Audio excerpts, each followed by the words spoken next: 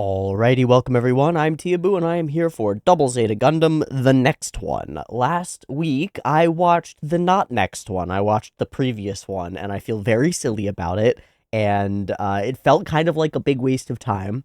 But as I was going through and editing the two together for funsies, I realized that it was not a waste of time at all, and in fact, it was really deeply necessary for me to get back caught up with what's going on in the series in a more serious way. So I'm going to mimic that by doing the same thing with the other shows that I've sort of left in the dust, so that I can get back into them and finish them off in a coherent, meaningful way.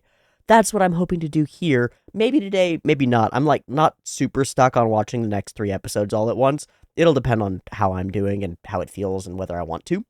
But now that we're kind of caught back up with Double Zeta, it feels much more natural to slide in and watch the next episode. So I'm really glad that it happened, even if it was a clusterfuck and super silly. I'm just really glad that it happened.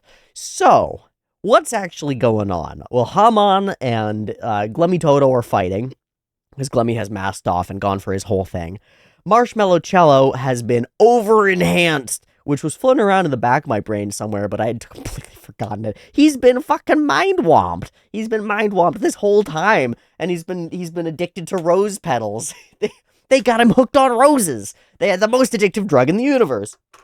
So it's clearly like a symbolic thing that helps lock him in, but man, his brain just loves to go on the path less traveled, you know? Just head on down that path less traveled, Marshmallow, and find something funky to do. Okay.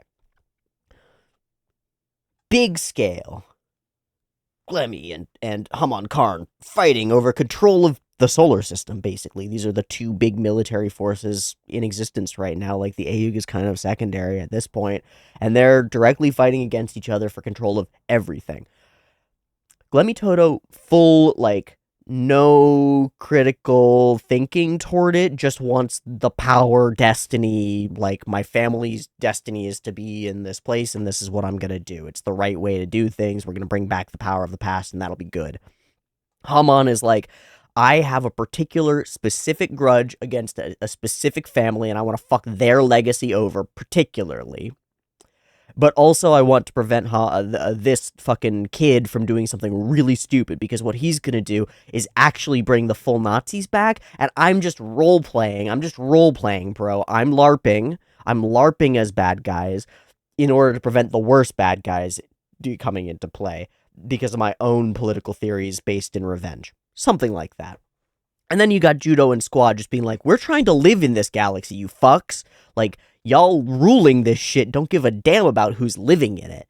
And so they hit this, like, very direct, powerless in many senses,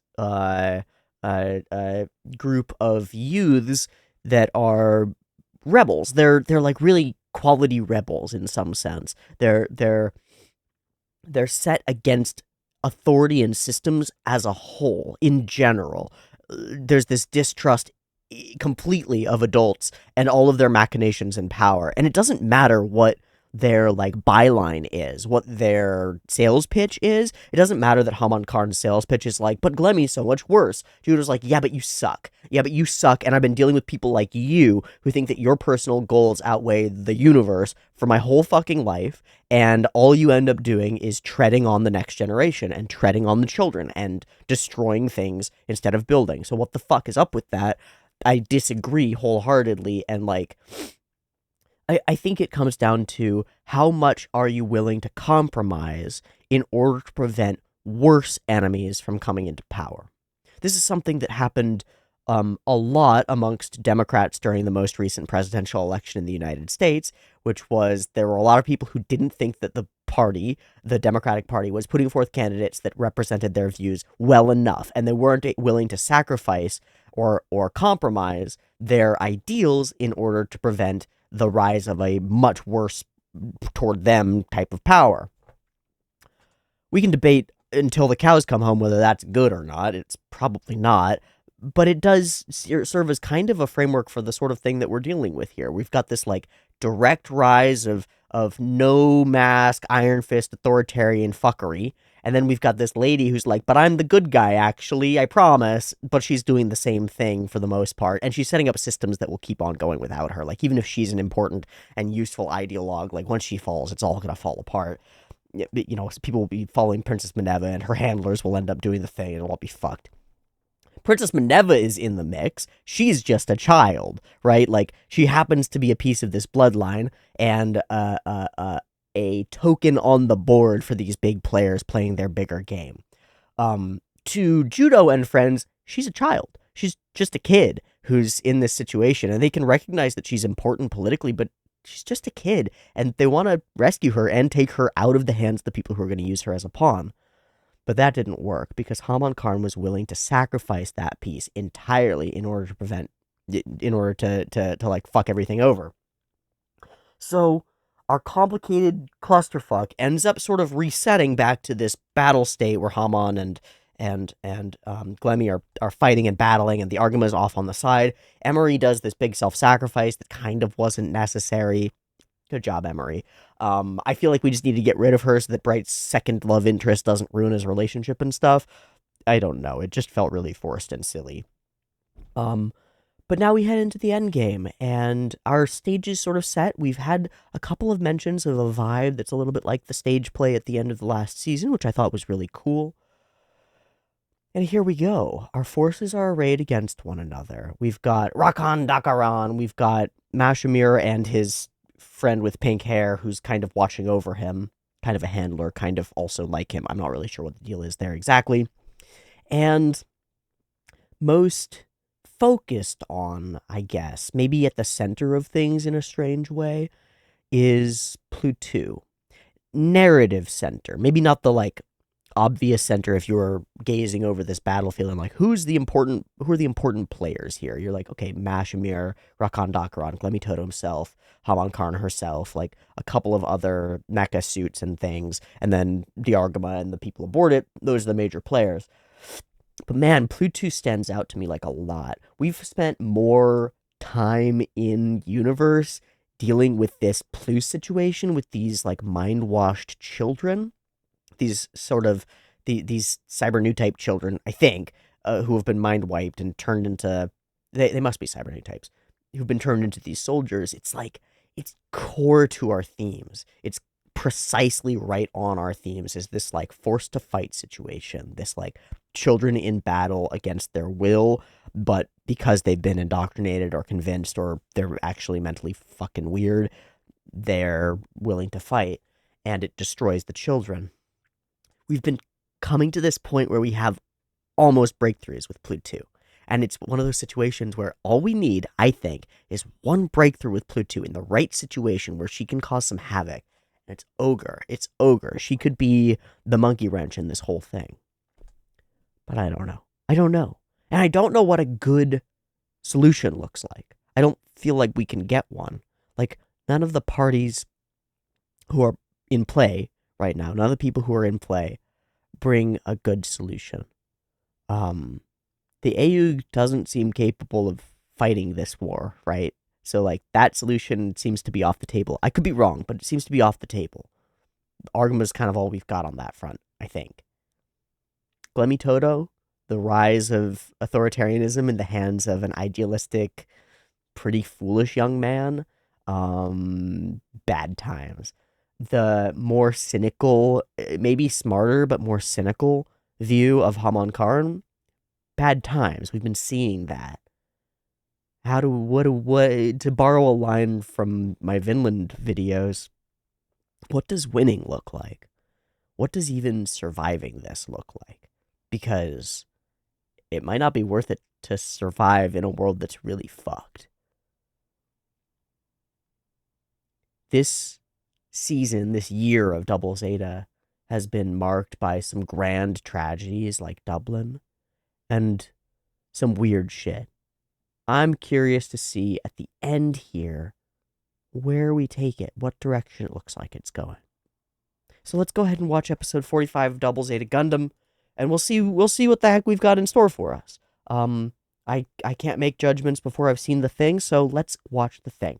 I've got the thing up and ready to go. It's sitting at 0 seconds, and there will be 2 versions of this reaction video. Picture-in-picture version with the video up there will be linked in the description down there, and the timer-based version up on YouTube will be up on YouTube. PiP timer to count you down, early access on the Patreon, including to whatever we watch after Gundam, which might be more Gundam, but I'm not sure. I might take a break from Gundam because fuck. PiP timer.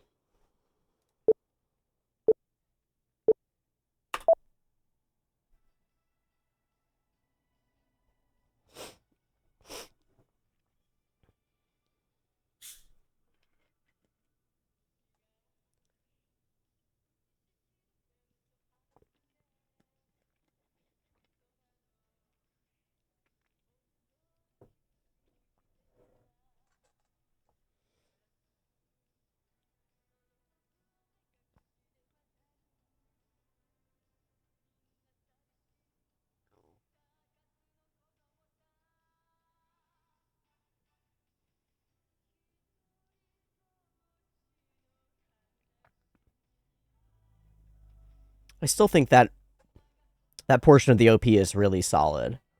Moving through our protagonist and then up to Judo. And the facial expressions on him and the reaching out, grabbing the moon.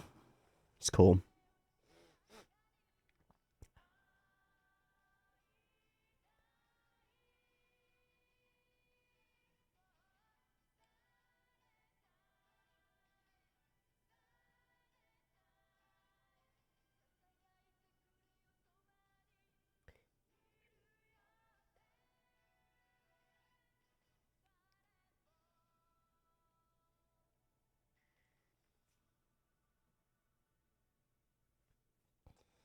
Title, title, title, title, title.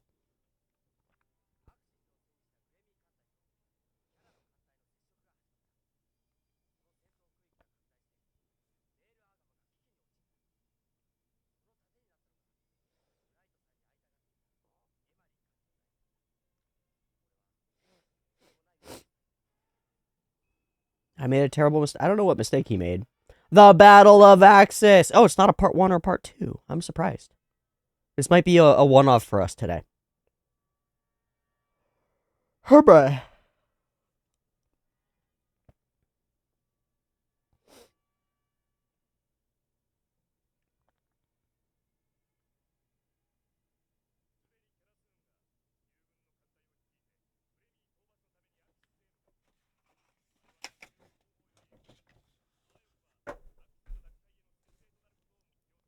It's a cool way to... Oh, the guy's standing sideways. Axis's Newtype core.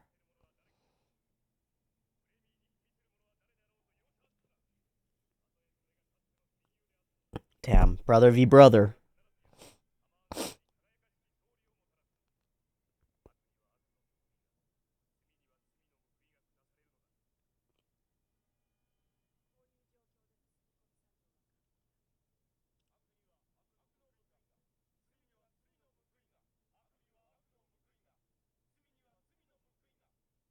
It's a cool way to transport a bunch of mechas. Whoa, it spreads. The mantra of the Crusader. Like, for real.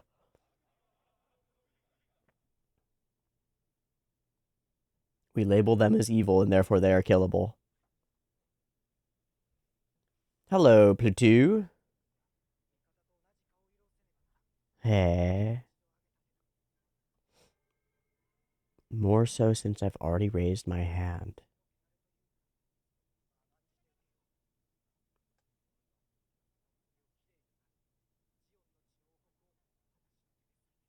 Whoa.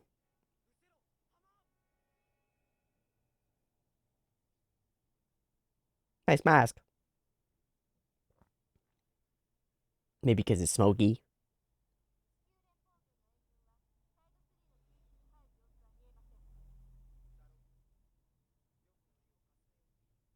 So nobody else. Ayuk is not invested. Newtypes like us. Wow, we're doing our speeches back and forth.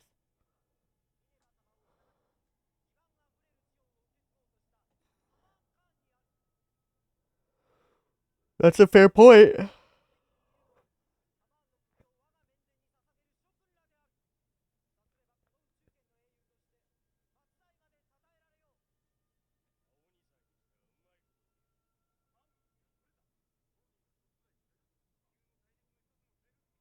Hmm. Hmm.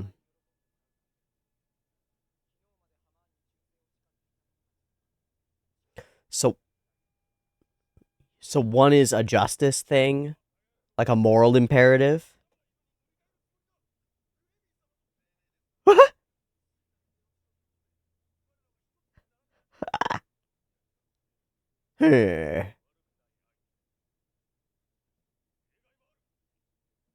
Yeah, but not my suit.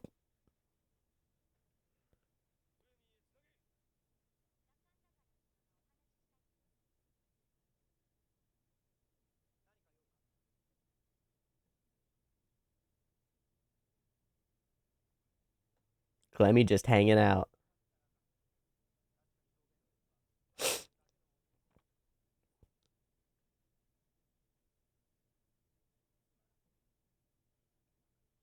I wonder if he'll die for that.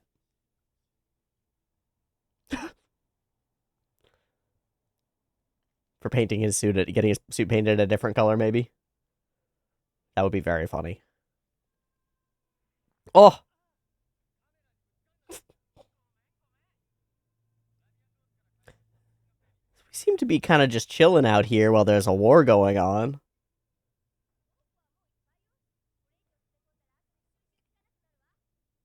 I guess it's not our war.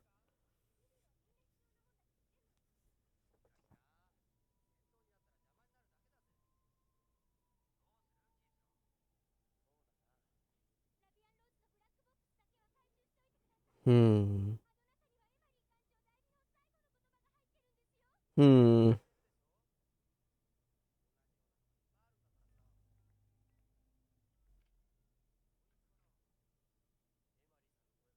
Hmm. Floppy disk. The future. Just don't send it to his wife.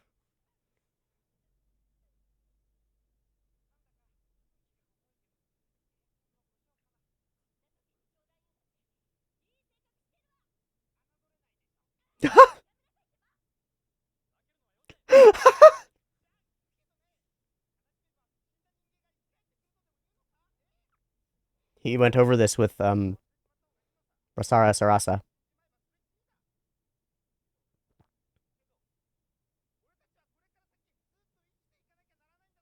Hmm.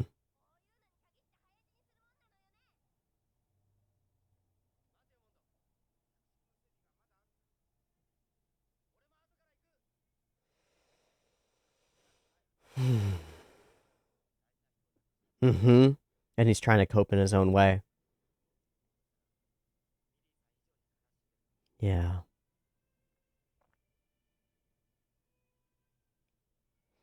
But then you can't be frustrated with all the sparkles. Don't fucking get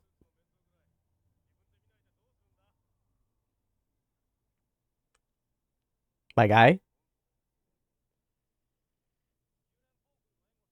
Okay. At least he's just sitting in there.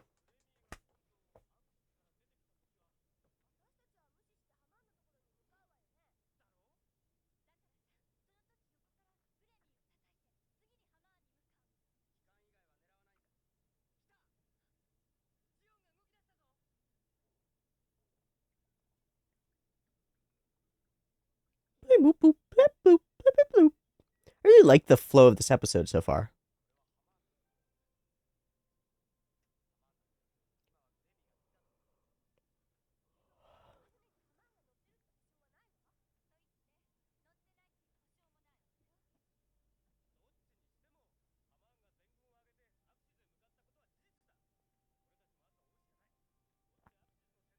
The battle for access.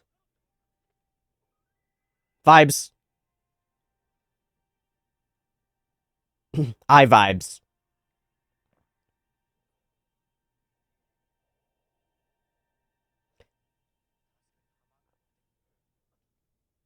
Cool.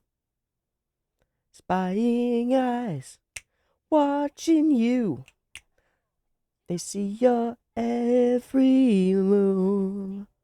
Boom, boom, boom, boom.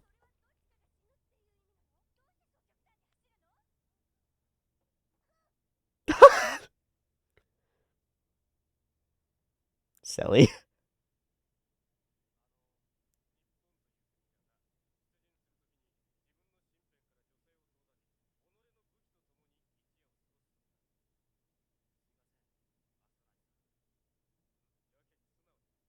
What?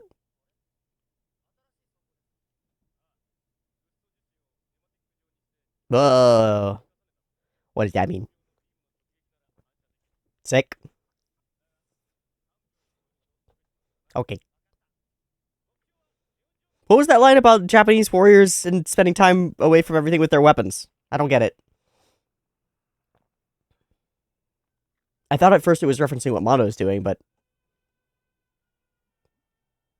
then why did he say that Judo was being more open? Because Judo didn't say anything that was open. I don't get it. I love that Karasuna's in charge. Ah! Talk about a wild card. God, we put her in a mecha too?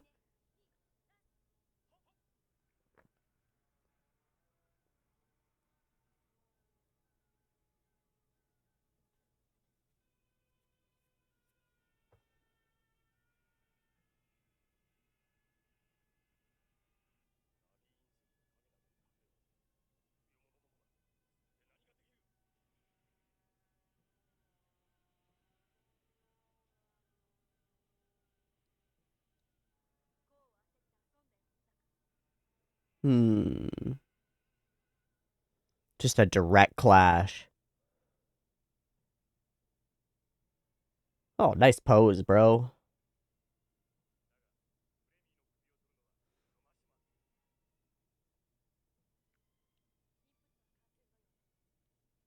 He seems to be doing great. Doesn't seem to be cotton candy braid at all.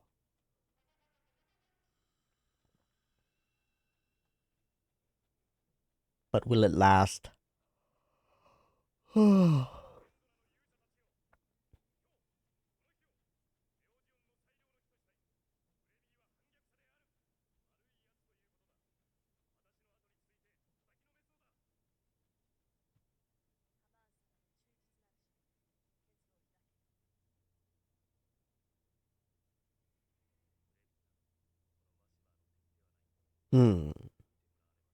Hmm. I think Marshmallow might be my favorite part of the whole season. And here he new types.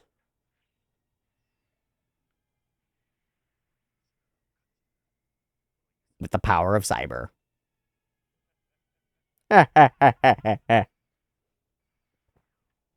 Smash cut to war. Oh boy. Oh boy, here she goes. Here she goes.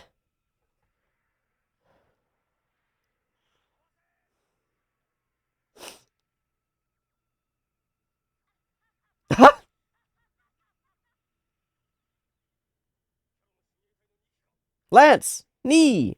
Whoa, that was cool.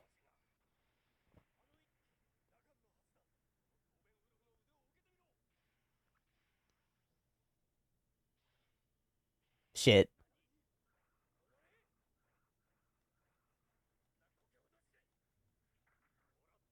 Fuck. Fuck. Fuck. Hmm?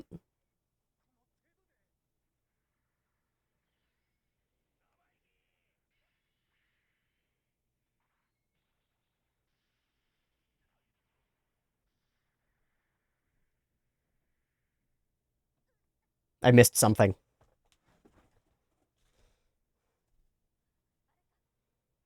Is it Marshmallow?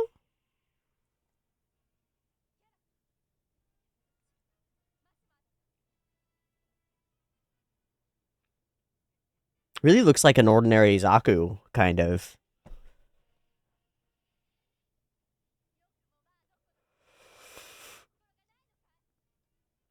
That's about right. He's gotten cotton candy in his brain. Holy shit. Okay, he's Neo. He's all matrixed in.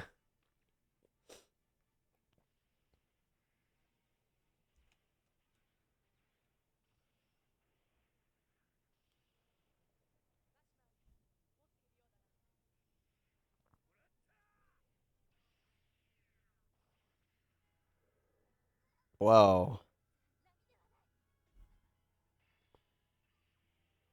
Yeah, he's been programmed to go the fuck off. I wonder what did change. I guess it's because we've said that his programming is perfect for this.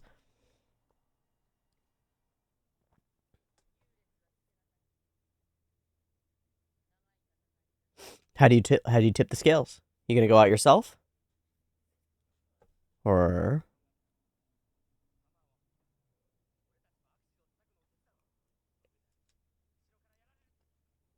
wow. So we are gonna tip the scales.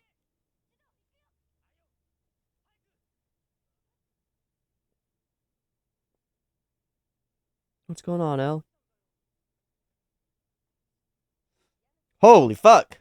Is this the time for that?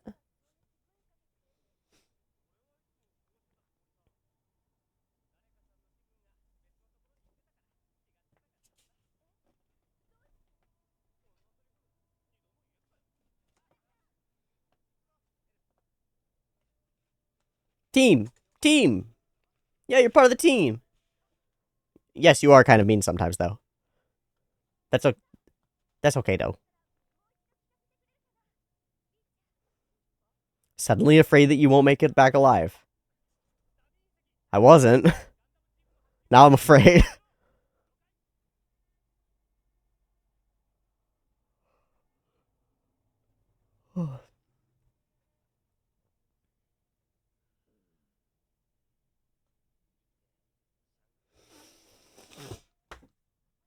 Oh, shit.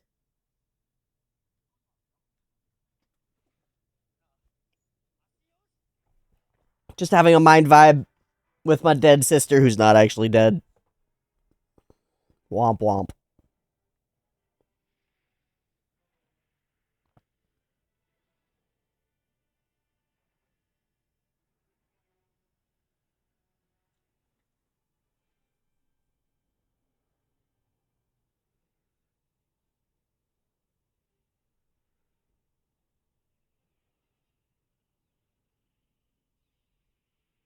Cool looking lighting.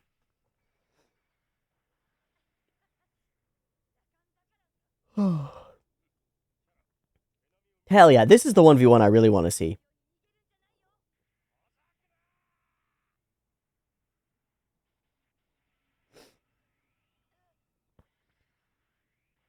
Flying laser swords in hands. Eh?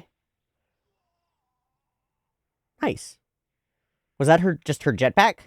I'm not sure.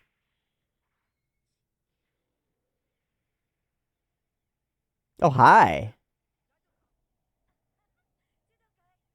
Oh, God. Oh, God. Yeah.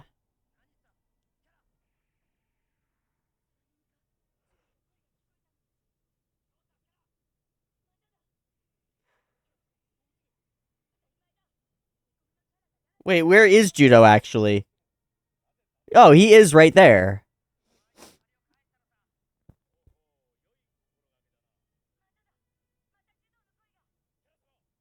He's right there. Oh, shit, she's freaking the fuck out. Okay. Bye.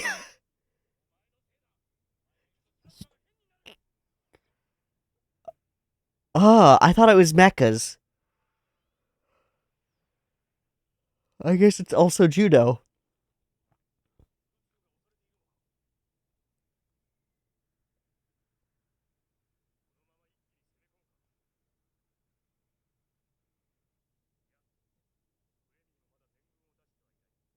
Hmm.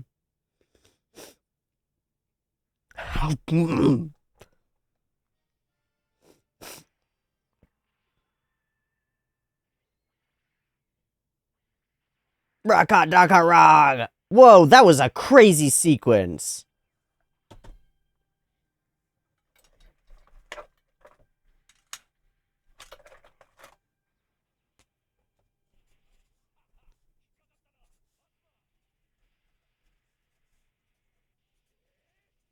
My guy. With the power of vibes and marshmallows. Bounce that power back at them or something.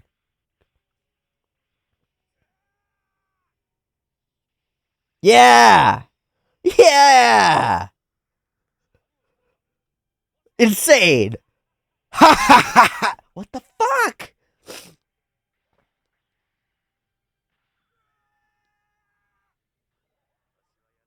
Oh my god. My guy is ascending.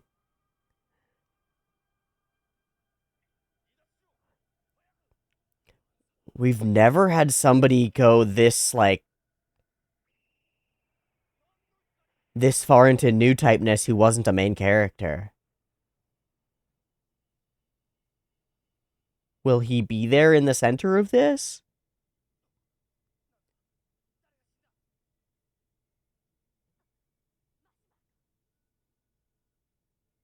Did he just obliterate himself? No! No, I thought he was gonna beam outward.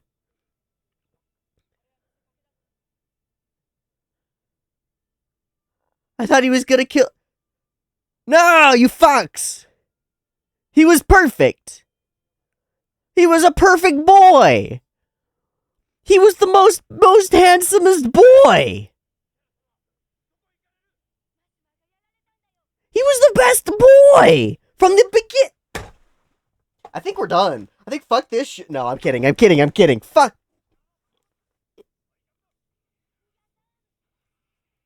Let's go, Kara. Avenge Mashymre. Can't lose both of you. Can't lose both of you. Follow your orders.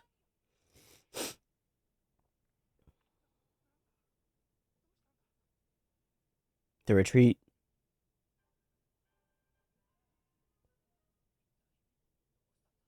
Oh.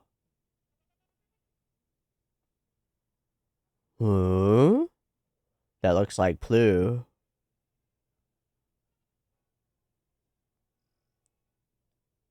Blink, blink. Oh, it's a bunch of them. Is that Plu or is that Hamonkarn herself? Because it looks a lot like... Are we ending there and we're not going to find out? Fuck. I'm a little pissed. I'm also a little confused. I guess I shouldn't be confused. They said it pretty clearly. Mashymre's been over-enhanced. So he goes in for this like Newtype explosion in the way that we've seen with Kamyu. And it works, it explodes, but it just kills him. Fuck. That really blows. Okay, lots of interesting stuff in the episode. There's one sequence that I really want to visually look at again, and it's this moment where we clash with the Mash, and it's just like a bunch wham wham wham all at once because he's in this like Neo bullet time situation as he's like semi-awakened. It's really cool. It's the only time that we've had something quite like it. But I just want to watch through and see how this was animated to flow together so well. Oh, he shoots up the hook, grabs that hook. So there are two, and that catches this one as he's going up, and he drags him down and around. And the other one he's going to yank down as well. Oh no, they just throw off. Okay, and so then they go spiraling off this way. And yank. So they managed to actually get both of his hands and tie him up. And then hands, all around. There are some portions of this episode that don't flow visually super well. This ain't one of them. The cut-ins are awesome. This whole sequence is really cool. And Mashymre in the center of it, Rose, all this electric fire. This is fucking cool. This is a cool way for a character to go out. I'm pissed about it, though. They fire on him. It circles him in this orb and flashes with Hamon Karn's eyes. As though it's her protection or something. And then he bounces them, literally bounces them off. You cannot kill me! With the rose floating around. His hair streaming into the sky. This is dope. This is dope. I think I am correct in saying that Marshmallow Cello is my favorite part of this season. That might change, but I don't think so. It's just so cool. What an interesting death. And then on the other side, Karasun becoming crazy because of Judo's presence. Really interesting. The retreat of most of the forces, and then bringing out of this new squad that I'm really genuinely not sure who's a part of this. Unless, are they the Cyber Newtypes core that we've heard about and we haven't seen yet? That's probably what's going on. That's what I'm guessing is going on. Is that because they're all in the same sort of suits, that these are all also Cyber Newtypes. Interesting. Interesting. Deeply curious. Deeply curious. I'm happy to go from here and watch the next episode, which kind of locks us into watching all of it, but we'll see. So I'm going to take a quick break, sync everything up, and jump back in just a second for episode 46. See you in a sec. Peace. All right, welcome back. We're here for ZZ Gundam episode 46, and we're kind of getting right into it right after the last one. So, Marshmallow's dead. New squad of mobile suits is coming. The battle is afoot and ongoing, and people are smashing into each other and killing each other. Let's go ahead and watch the next one and see how this plays out. Beep beep timer for episode 46.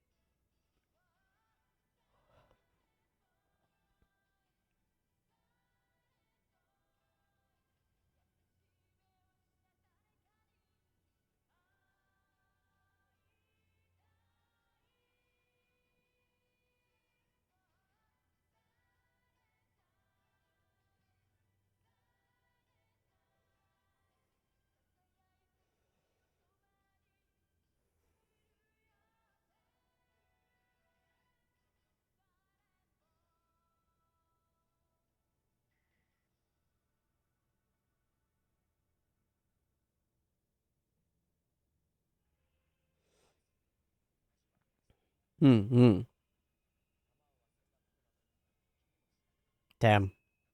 That's it! Vibration. We're gonna get into metaphysics.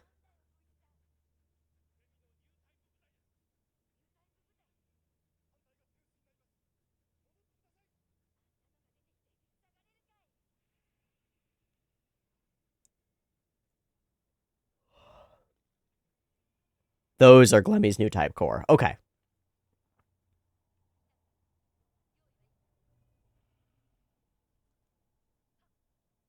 Wait. Wait. Wait, who are these other girls? Tell me they're not all Plews.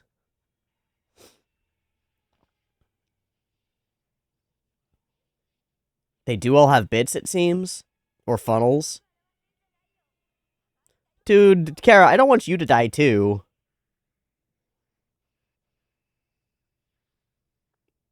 Oh, Kara has bit beams too?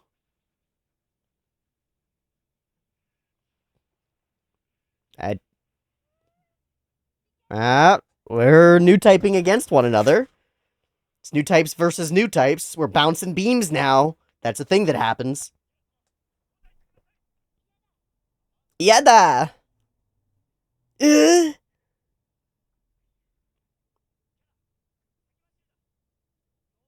love that we're friends.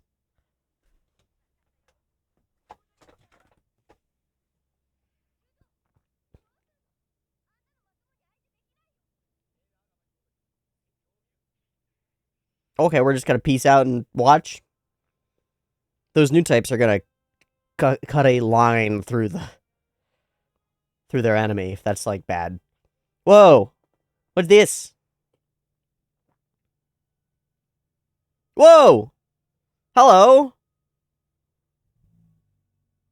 What the fuck? Politics?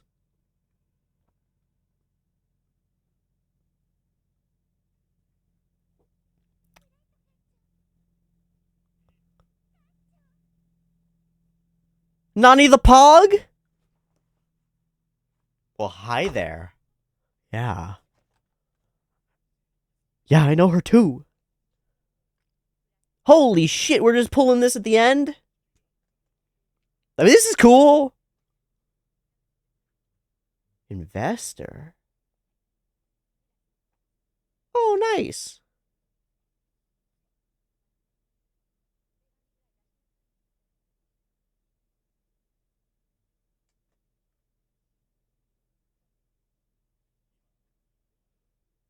Holy fucking Lena.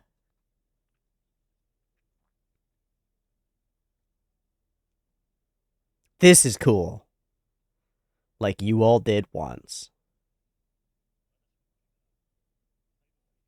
Cool.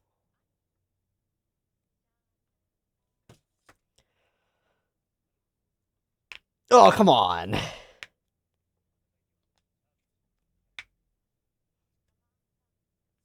He's hanging out on a beach somewhere. He's always watching.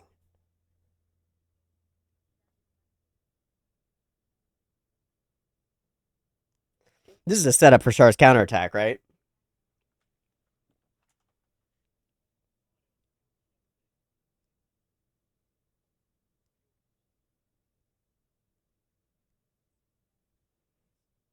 What?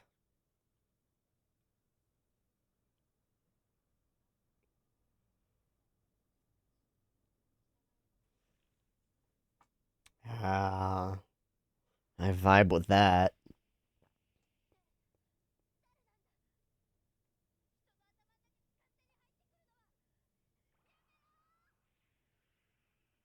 Oh, fuck.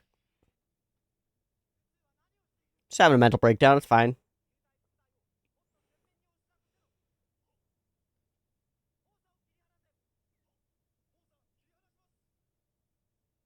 Mosa? Oh, shit.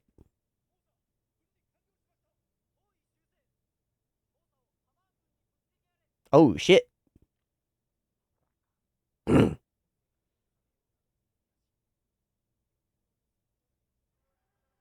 No, you? Yes, and also you. I think. Oh my god, Beach's face.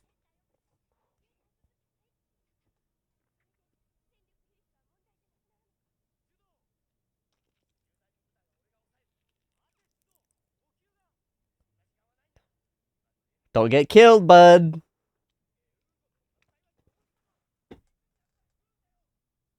Mm-hmm. Oh, nice.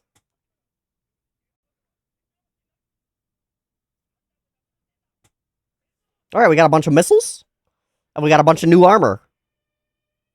That defeats laser beams.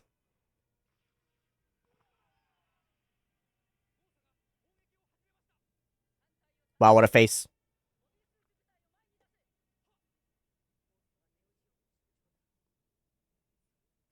I think he's using it as a spear. Or a cannonball. Fuck.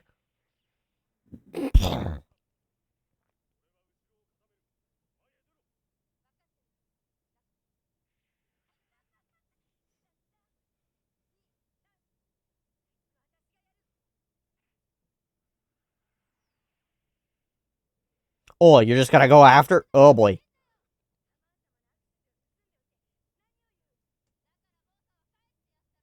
A gift! A gift!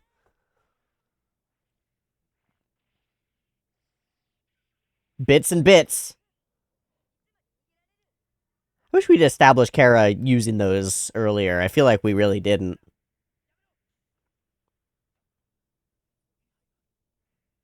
Clue?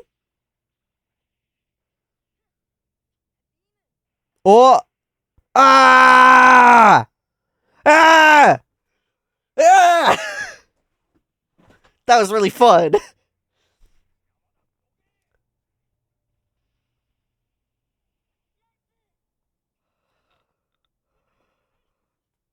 Rakan Dakararant!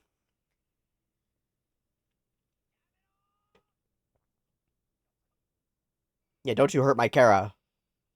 Whoa. It just blasts off. Missile pods! Whoa! Circus! Fuck. Why? Why will it take more than those missiles? They were missiles. Whoa!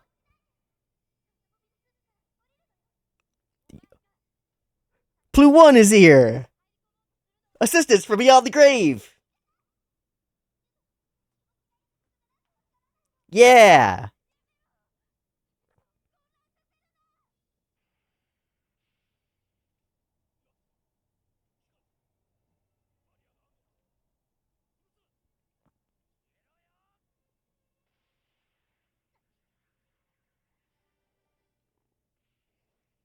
Whoa!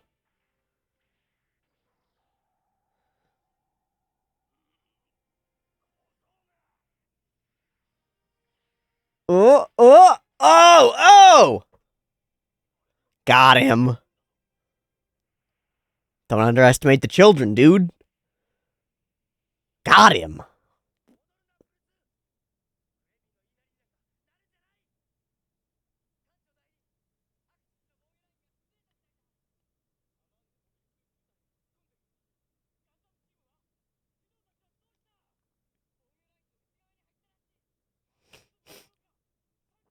Fuck.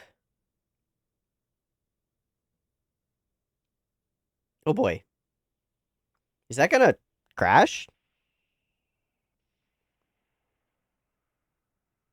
Oh, we've blown it off course. Okay.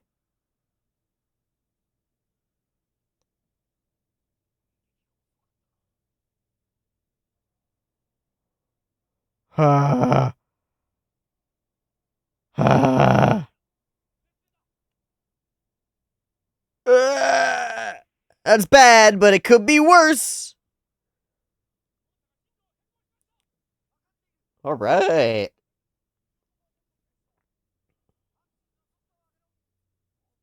Huh? Huh? Huh? Dude! Oh, that's fucking insane. This whole season has been about dropping big planets and cities on other cities. First, we dropped a side onto the Earth. Now we have to drop a world onto the side. Haha! But if we're going in, maybe we can stop it or change it or something. God, this is so fucking wild. Okay.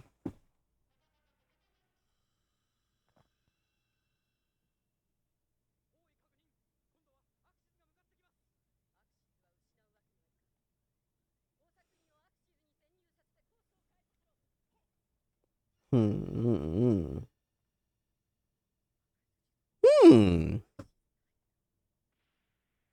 That was a really cool explosion. Okay.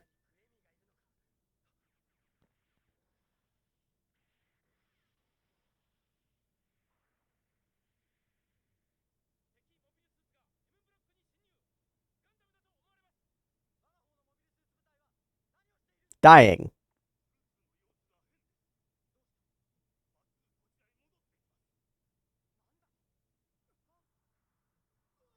Yeah, man, your shit is about to fall the fuck apart. Hi, Plu. What's your vibe? What's your vibe?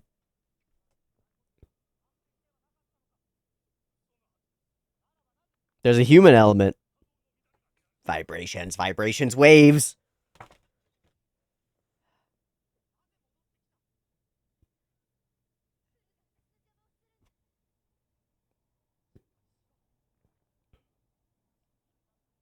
That's not how this shit works. It's not how this shit works, buddy. Okay, that's a good way to turn.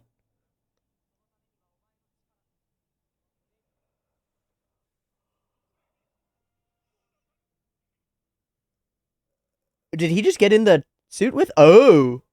Ooh. Oh. Ooh. I don't know, dude. So we're gonna do a final battle with Glemmy Toto here? And Plu in the suit.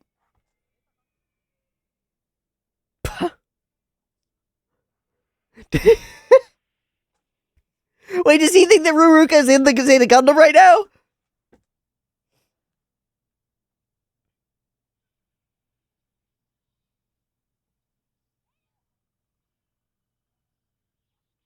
Oh boy. You can't fight those. You can't fight those. Shit, Ru.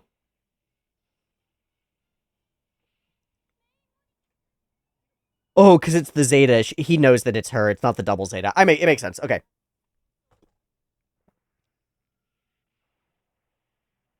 Hello. Team, team, team, team. Fuck. Haven't seen that since the original Psycho Gundam.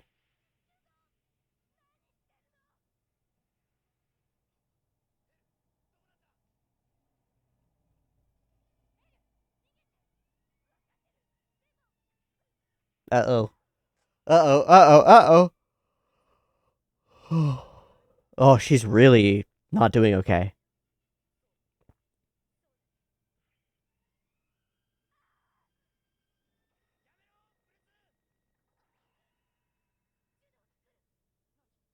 Glemmy, your voice is not strong enough. Zoom.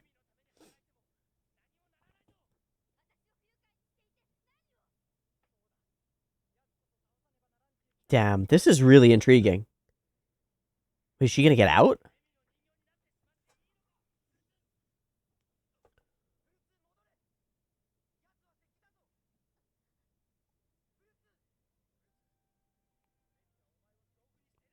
Yeah. Oh, it's justified.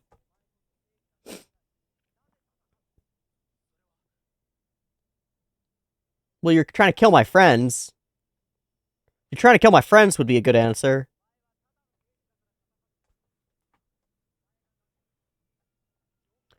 That's cool.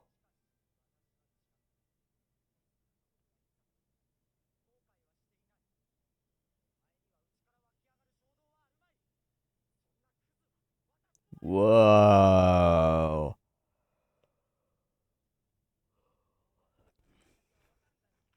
Individual selfishness leads to something bigger. Whoa. Righteous indignation. He believed he should.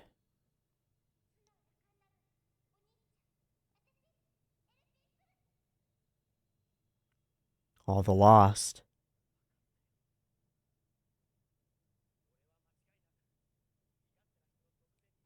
Mmm. Mmm.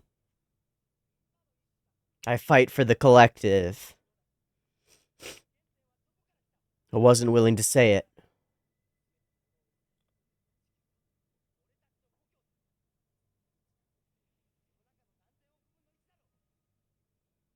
You raise yourself. Yeah, you raise yourself above all of the rest of us.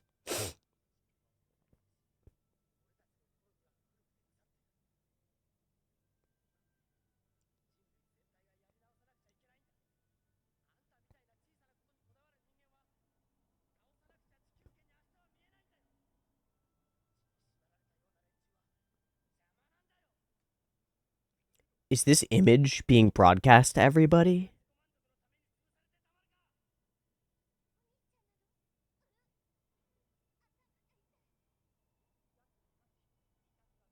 You're falling apart, Glammy.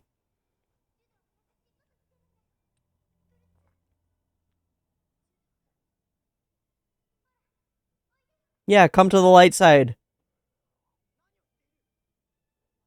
I made you! I made you! He's gonna force it.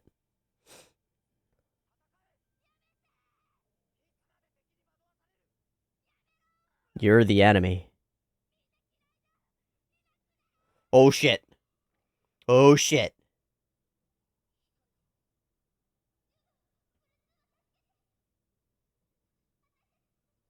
Yeah, but this could go really bad.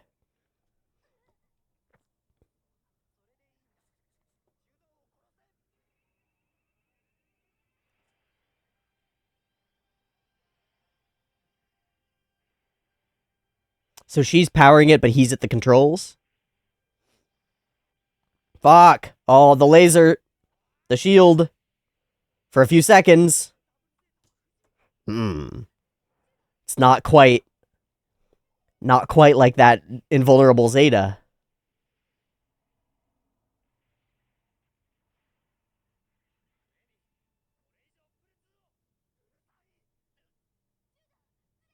Oh, fuck. He's gonna kill her or something.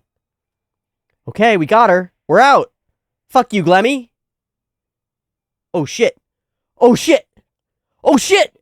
Ruruka gets to take the shot. Please, yes. Please, please, please, yes. No, no, no, no, no, no, no, no, no, no, no, no, not Pluto. Yes. Yes. Yes. Yes. Yes. Suck your own dick, Glemmy Toto. We're not in fucking Kansas anymore. Please don't Pluto into the bombs. Okay, that works. That's fine. That's wild. Absolutely insane, but holy fuck. It's Ogre? Is it Ogre?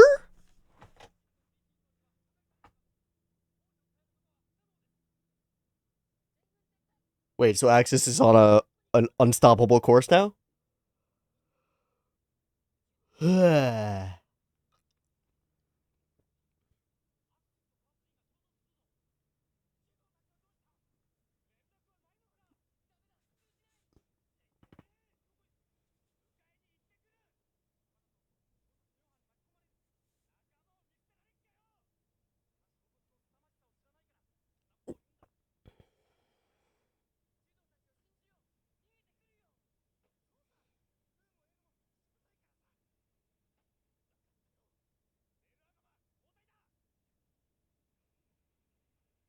Oh, fuck. Oh, fuck. Oh, fuck. Ugh. Ugh.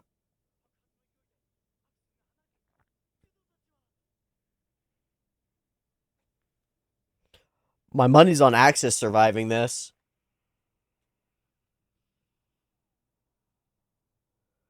Mostly.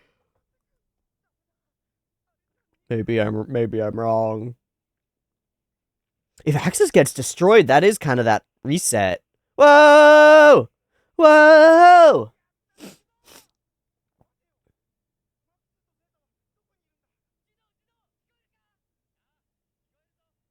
Oh, we grabbed the people. Whoa! The Mark II and the Zeta are gone. Whoa. A team reset in some sense. Yeah! Oh, she got hit by a big explosion, I guess.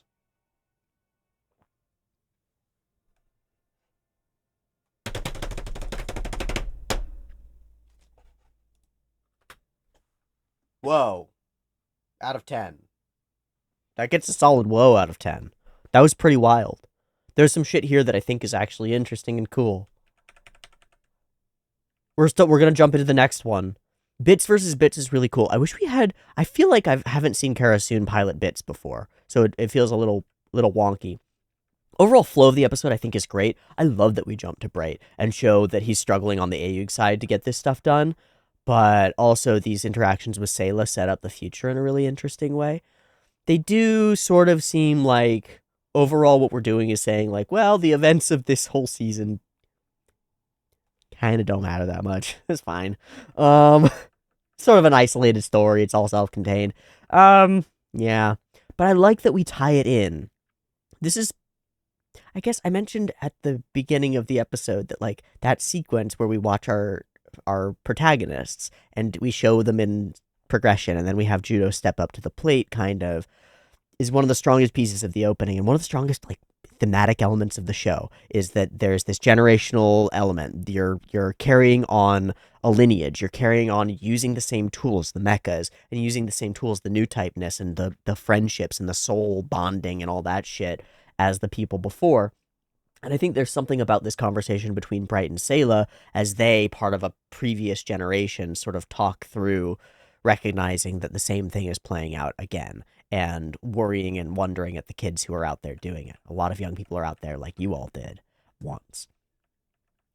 And we wonder at Char, and he's not doing it, but he's thinking something somewhere. How typical. Waiting for the right era. I don't want to see that. I'd rather he was dead. Ambition and delusion. It's as though he thinks he must obey some sort of cosmic will. This is cool, because it's Glemmy Toto's problem too, kind of, right? This like idea of fate or something like it, wherever you're sourcing it, whether it's your family or it's the will of the cosmos, or even if it's Judo's like the will of everyone, all the living things are behind me and all of my friends. It's something really, it's finicky. It's like Divine Right of Kings. It's potentially delusional. There's an element of it that's not delusional in this universe, that's very true. There's an actual bonding of people. There's an actual mind-melding bullshit that happens. And there are people who, from fully beyond the veil, back from Lala and onward, like, the reaching through, and some will of the cosmos really exerting itself through these individuals. And I think that's really interesting. I think that's a really interesting framework for evaluating your real in-world actual life. Like, you're not going to start glowing and giving off energy waves that people can see that are going to, like, blast people away or anything. But, the cosmos has sentience in it. It has willpower in it, and some of that is you. You're like a little slice of that shit. There are a bunch of other slices of that shit, and they might have some influence on the nature of reality, like, actually might. It's not something that we can discount with our current understanding of physics and consciousness. We can't discount the idea that there is some sort of cosmic will going on, and that potentially your will is that cosmic will, right? Like, you as a piece of the cosmos with a will, there's something going on there. It's interesting. Now, if you take that to an extreme and are like, the will of the cosmos is for me to be the ruler of all humanity, and I'm going to do it, and I'm going to kill because it's justified because of that. Sin for the sinners, blood for the blood god, skulls for the skull throne. Like, I don't know. But I think it's really interesting. Plu 1 versus Plu 2. I really like this moment. I'm like, it's cool. Plu 1 v Plu 2. Bada boom. Shoot a giant asteroid at, it's just back and forth. We shot a colony at an Earth, now we shoot a world at a colony, it goes great. I know it's just an asteroid, but fuck. Your own ambition to rule the world has led you to ruin, he says, looking down.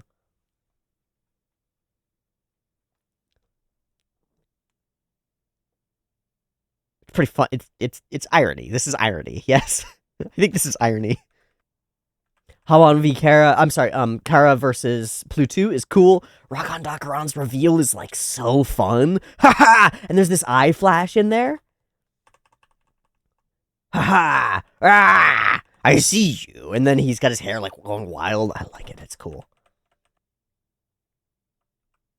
And there are some really striking animation moments. Like, this is really cool. And then there's the circus with all the missiles in a moment. Shoom, shoom. Some really high fidelity bits and bobs that I think are really cool. Inside axis, it just crunches. Then we shoot the whole of axis straight at you. God fucking damn. And everybody kind of has tabs on everybody else because of the Newtype shenanigans. I really liked these laser blasts in hallway. I think that the impacts of them and the explosions that happen afterward, even though they're so small and understated, that's like one of the most dope looking explosions that I've seen. Period. I love this style. I think it's really cool looking. I think it looks just right. It's like then back here on the other side. Again, really freaking cool. And then a good lie. Your bad vibes come from over there. All you gotta do is defeat the bad vibes and you'll feel good. So, here we are. And I think we do a great job of showing Plu as, like, drained.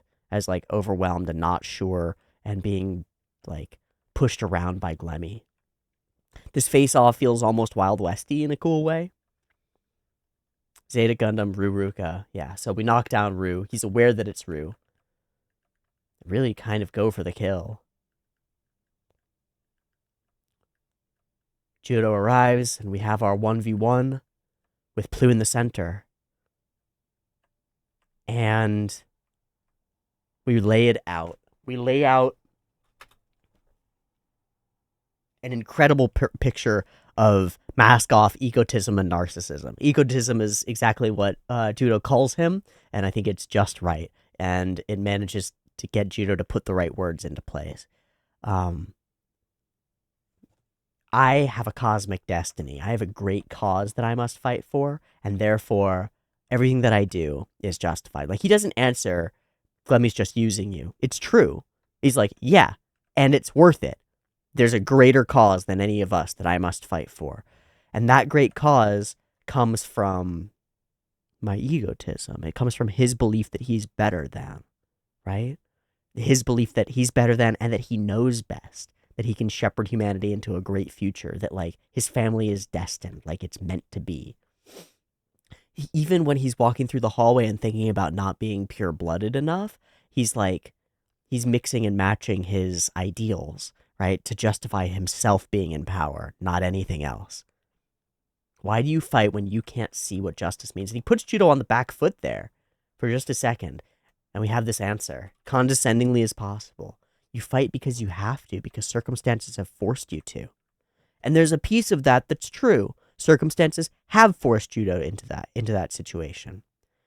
And he's chosen it. There's something to that. There's something really to that, because he's chosen it, and he's chosen it over and over. This is something that's been core to all of our protagonists, really. Remember Amuro being so not wanting to fight, and yet he does choose to eventually? There's something to that.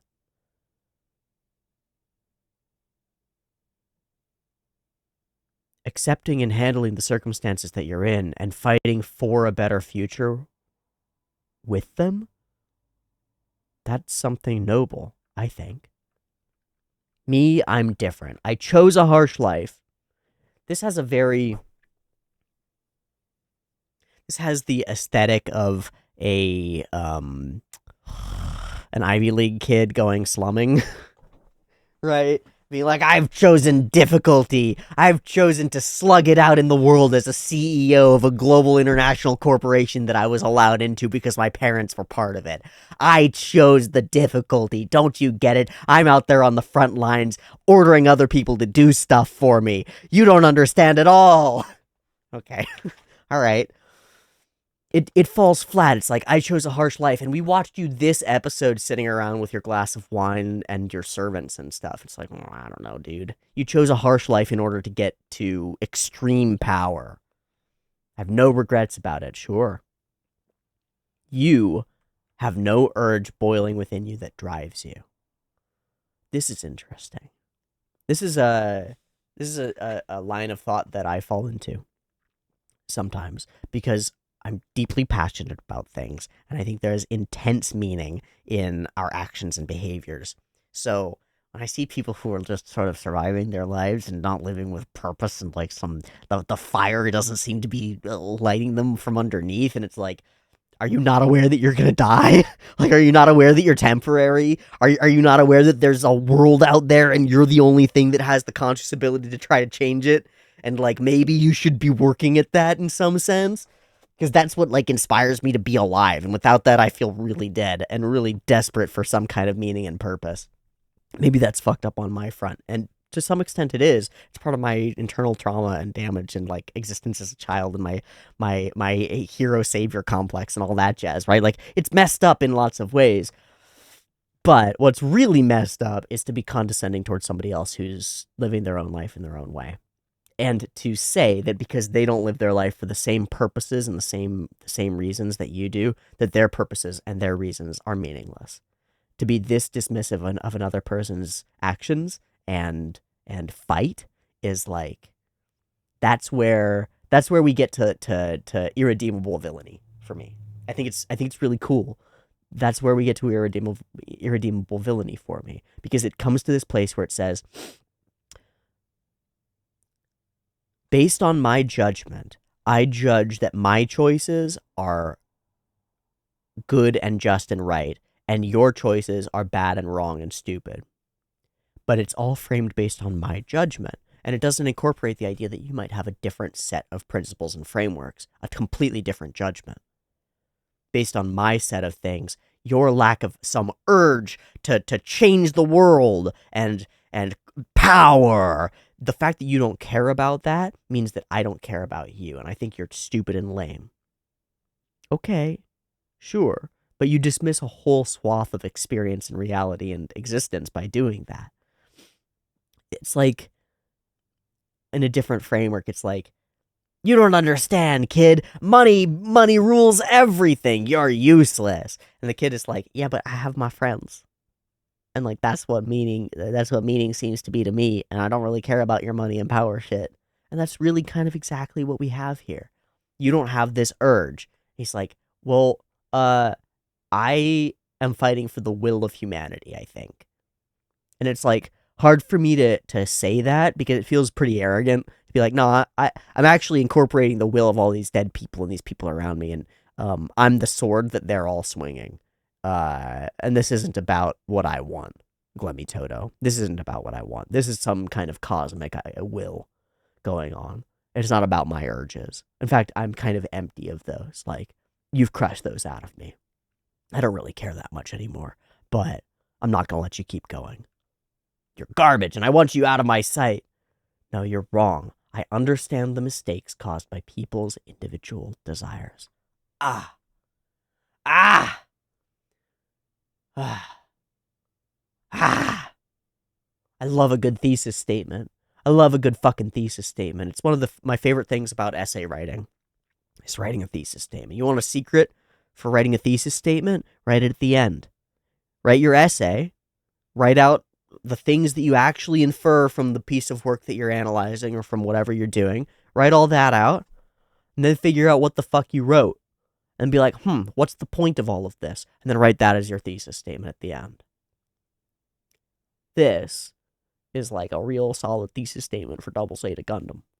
I, an individual person, exploring the world based on crazy circumstances that are out of my control, forced into this position of soldier and fighter, have been, episode by episode, meeting people and watching violence occur, watching conflicts occur. And every single time, it's people putting their own individual desires over the potential for growth as a whole, over potential community.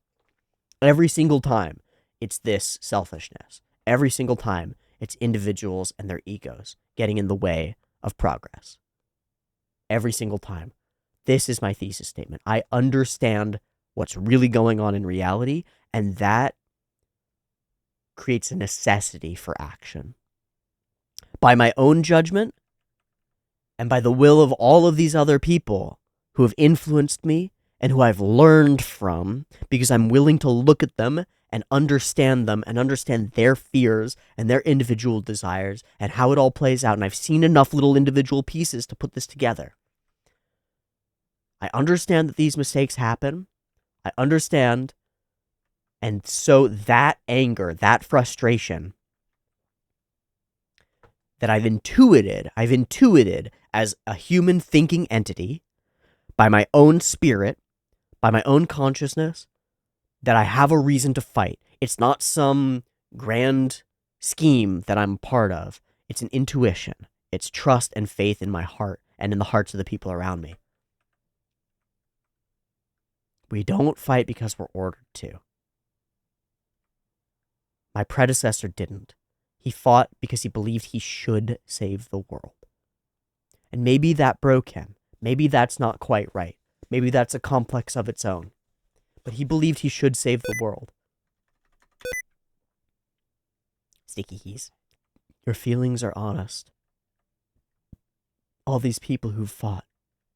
I understand, and I'm sure of it. And we pan up as though we're framing Judo larger than he's ever been. I fight carrying everyone's will with me, against the self-righteousness of an egotist. Because there's righteousness in Judo here, but it's not self-righteousness. It's a belief in his own intuition, confirmed by everyone else around him, thought through carefully, and doubted a bunch. Glemmy Toto, doubt? Not part of his language. Am I actually doing the right thing? Well, of course I am. I thought of it. And I'm right. Therefore, it's the right thing. I thought of it and I'm superior. I'm better than. I have the goal that transcends purpose. So this is the stand of the people against it. With Judo as their vanguard, as their emblem, as their mascot.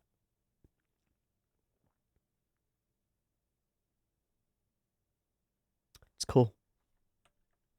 So we boil down our global solar system battle to a 1v1 kind of. Everyone's will? How can you possibly speak for everyone? Well, your blood comes from Earth. And it's destroyed. Your blood is just a little bit of it. How dare you put yourself above?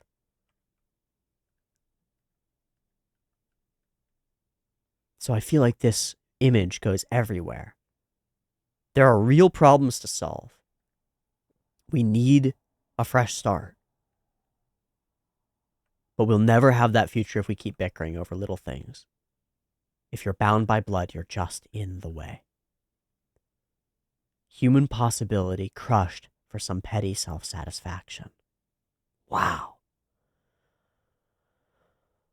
Wow.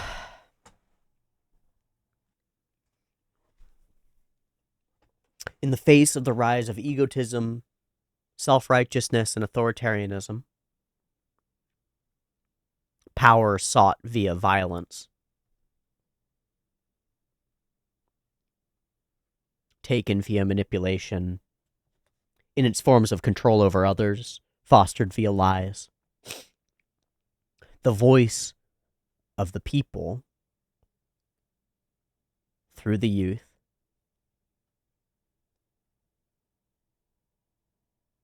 standing on cosmic intuition.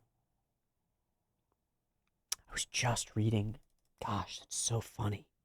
I was reading through a piece about Indian Buddhism, and a word or a phrase stuck out to me, and I spent some time investigating it yesterday.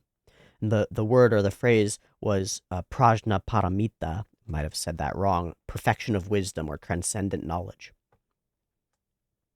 And I don't think that I don't think it's a one-to-one comparison, but there's a piece of it that lines up.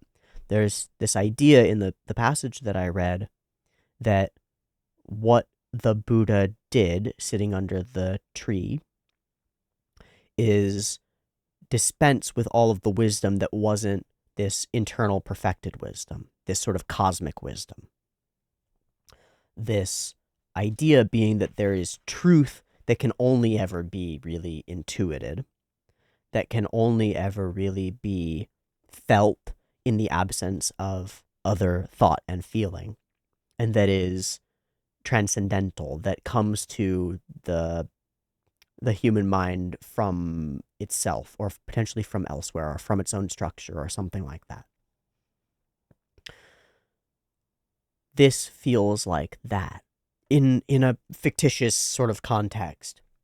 Like, Glemmy has built this structured worldly ideal out of things that are like factual and real, and says, you don't have that. And Judo's answer is like, I don't need that. That's the wrong perspective. What I have is what I feel is really true.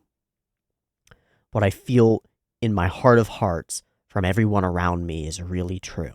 And there's danger here because you can fully misinterpret that. And like, is that real, or is that just your intuition? Is there something transcendent about that? Do you trust yourself enough to do that? If you do that, does that just send you on a path where your intuitions are wrong and you're just trusting them completely, and that's stupid? It's a complicated clusterfuck, but it's the thing that stands, I think. It's the thing that stands and is a little bit kind of unassailable, is to sit there and be like, no, I feel like this is wrong to people. And I say that because I'm a people. And as one of us, I feel something beyond myself. I feel like I'm a part of something, and that something has a feeling about this, and it's like, what you're doing is wrong. Your egotistic pursuit of power isn't what this whole wants. I think it's really interesting. I think it's a little woo-woo. I think it's a little wishy-washy woo-woo. But there are pieces of wishy-washy woo-woo that are endlessly valuable. Even if they're not built on some real piece of reality, right? Or provable stuff. There are ways that you can change how you think that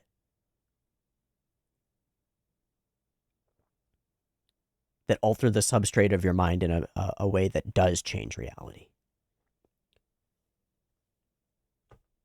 I think that's what Judo goes through here, in a way that's different from when Camille got overwhelmed by it. That enables him to speak.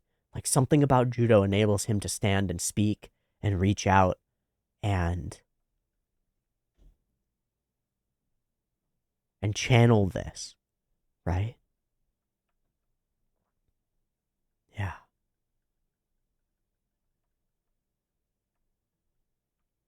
Okay, so we blastify and we boominate.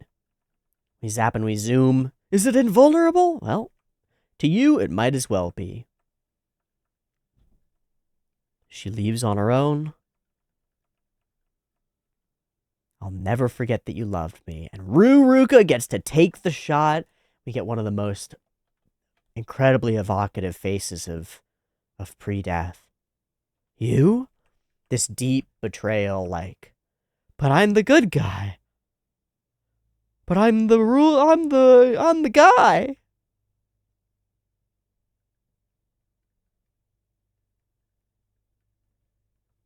Sorry, Glemmy. Not sorry. The collision. We have to pull back. And so we pull back. An enormous, destructive... And our squad returns. All of them in one mobile suit.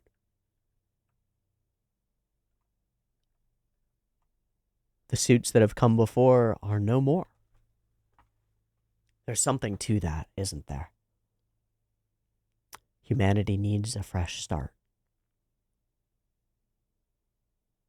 It starts here, huh? With Double Zeta. Okay. Well, there's one more episode of ZZ Gundam for us to watch, and I think there is nothing to it but to do it. So I'm going to go ahead and take a little breaky thing, take a little sinky thing, and be back in just a second for Double Zeta, episode 47. See you in a sec. Peace. All right. Finale. Well, Glemmy Toto's dead, so that piece is done. And the big crash happened, so that piece is done. Haman Karn is still at large. And I really hope that we get to table that, because she's been such a villain for so long. It's like, maybe a fresh start would be good.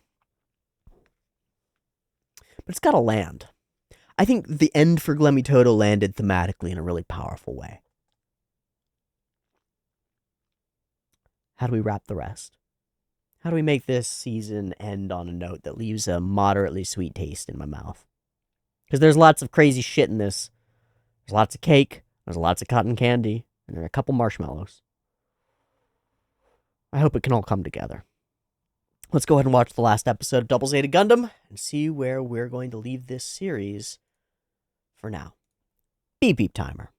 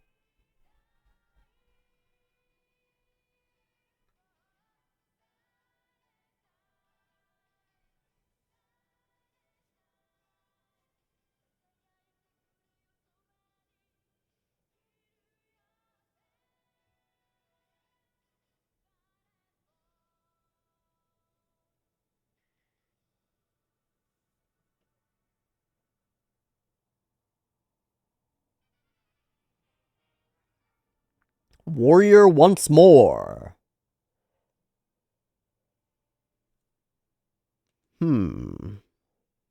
Curious who that's going to refer to.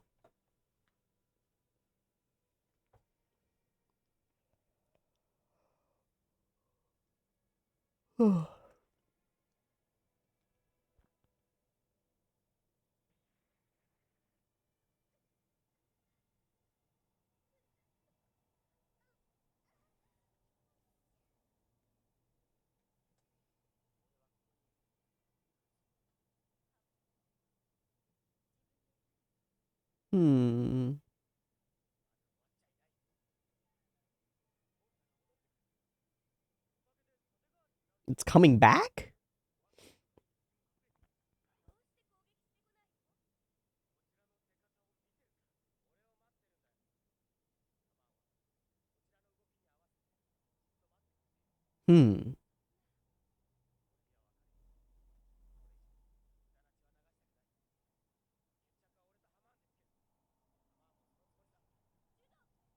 We going out for a 1v1. Was that a hamburger?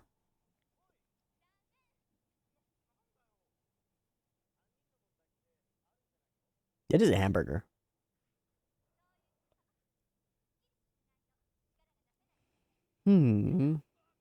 What?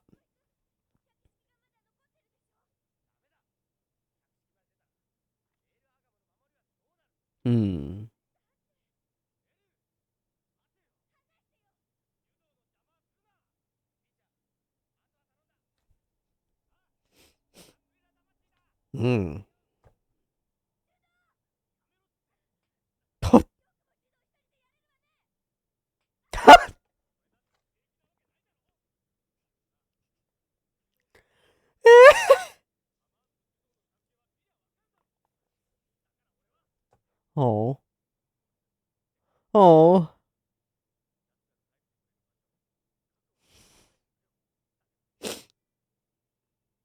Damn. He's the special one. They know it. Beecha knows it. That's really powerful from Beecha. Especially. Just gonna have a burger and a Coke. As we go out for our universe deciding 1v1. Sick. I'm gonna kill you, Hamon Karn, with a Big Mac in my hand. Ba ba ba ba ba.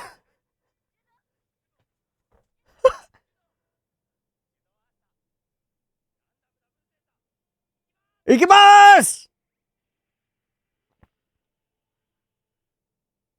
Man, I feel like he's gonna die now. Like, shit. That was all sappy and somber.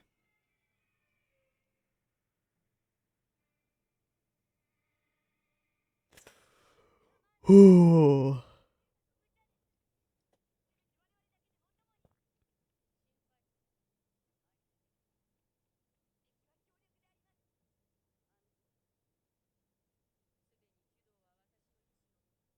I don't know about that. Alright, I mean, cool suit. I guess this is what we're doing. It feels like totally not the thing that Hamon would do.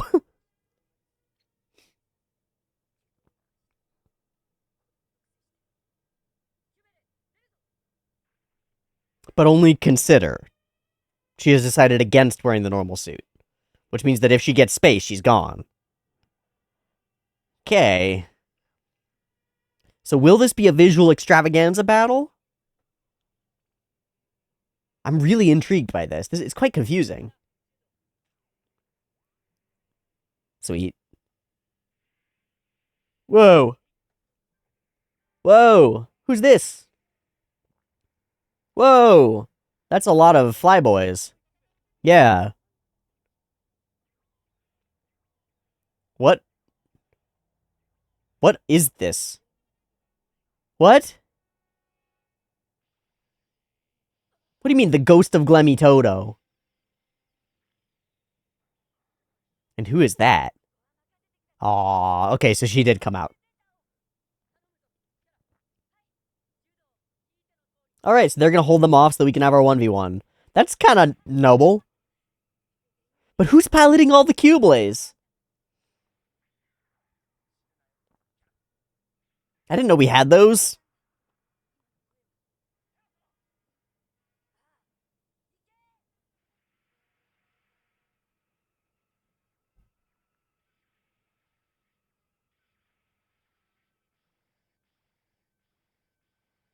Yeah, I feel like that's a losing battle for Kara. Oh, but she's vibing, so maybe not. She's all vibed up. I really liked the... Oh, whoa!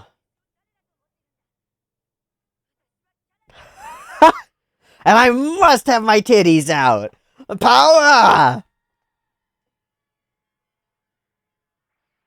I fucking love Karasoon. Incredibly absurdist.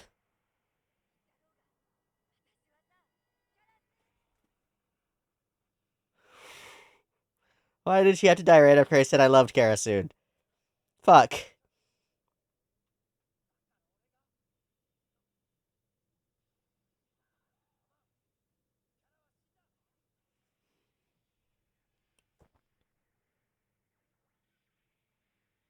Wow, we're fighting under the fake sky. Let's go.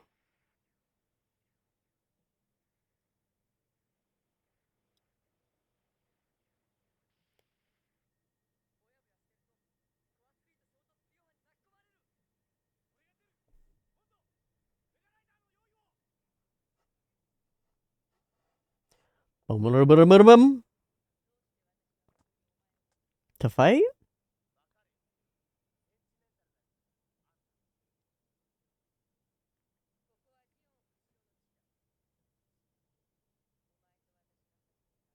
God, that was so long ago.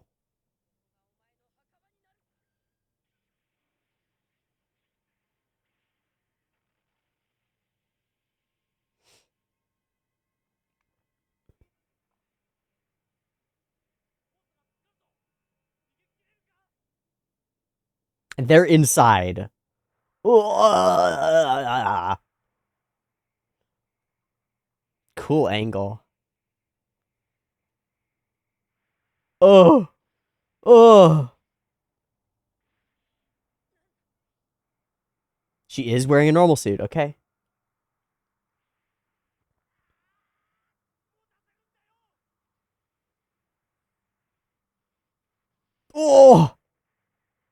Fuck. That was a whole warships.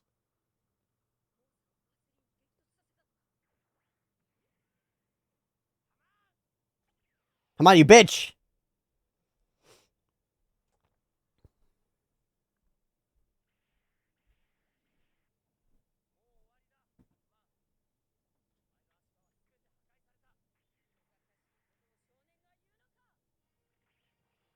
Whoa. We lightsaber battling now. Yeah. Shit. She's got your back. She's got your back. Get out of there, Judo.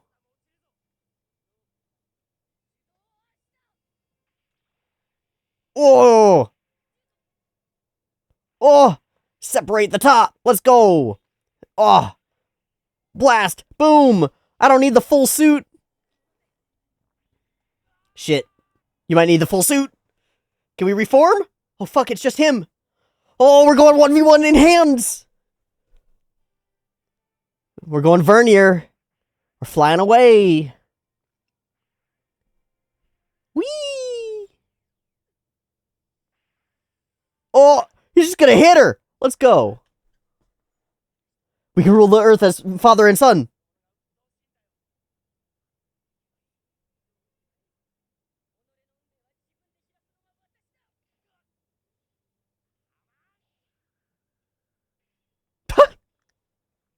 That didn't work. Oh, fuck. Oh, fuck. Oh, fuck. Oh, fuck. Oh, vibes. Konopawawa. Whoa, it's the homies. It's layers and layers of homies.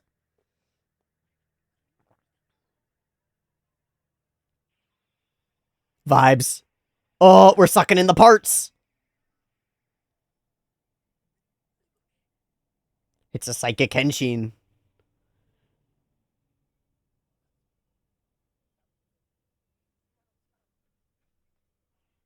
Sure.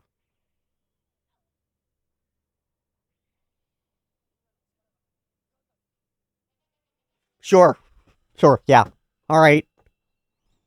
It's always been that way, so yeah, sure. The homies. From beyond the veil.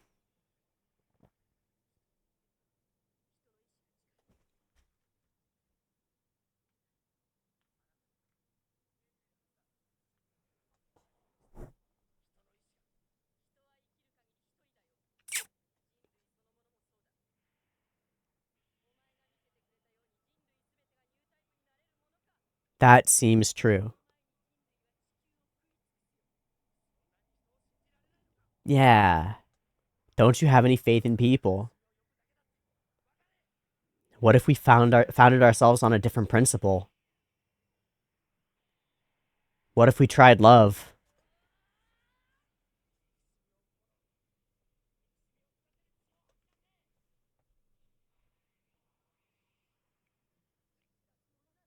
I refuse.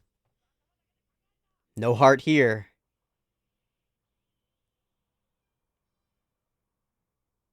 Wow, shattered the head.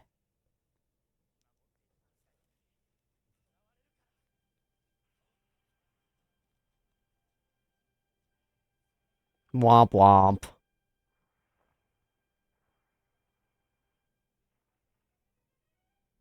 Oh.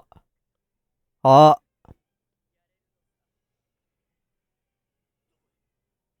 She's vibing too. She's power vibing on her own. Yeah, where is she going? Oh!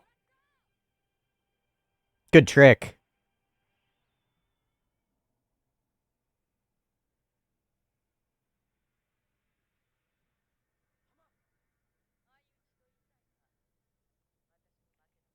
Oh, okay.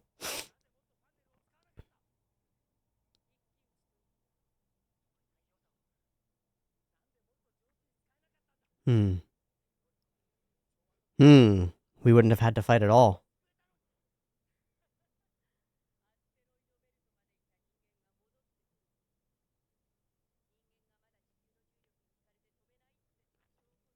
Hmm.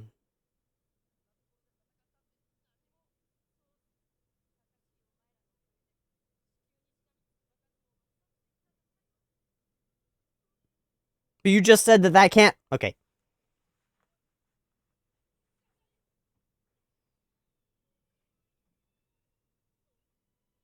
She's about to explode.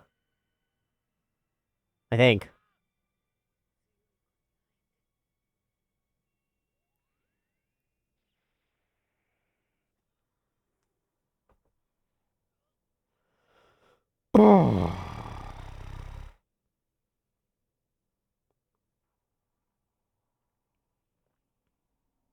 So the place where Xeon was born is no more. The person who was...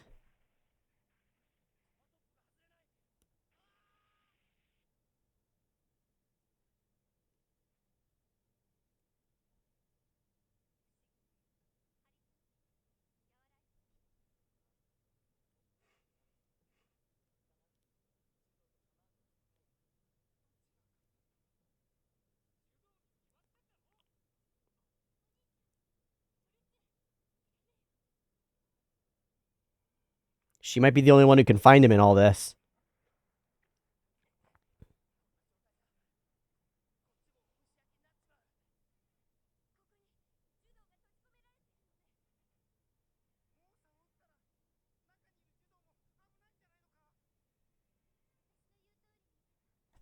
Let's go, Plu! With mind powers.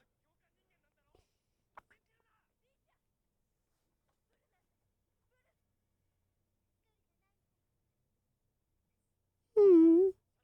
She's got the other Plu in her. So we're gonna blast a hole and get Judo out. This is cool. Trust? You gonna trust? Let's trust, Beecha.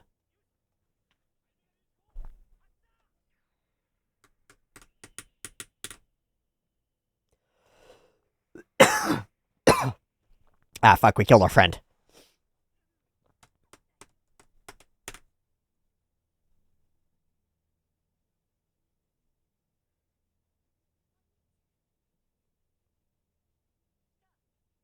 I hope that Plu just didn't just die for that.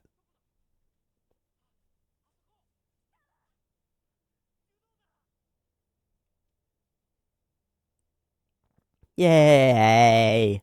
And the head. A busted ass core top. And a successful little boy. Saved the world. And the other worlds and all the stars. Ano Kantai? Oh, is that Ayug, folks?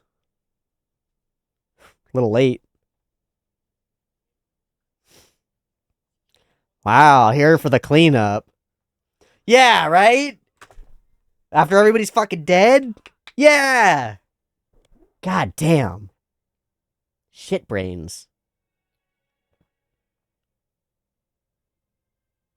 So, like, it's all ogre. Oh! What? What? Holy fuck.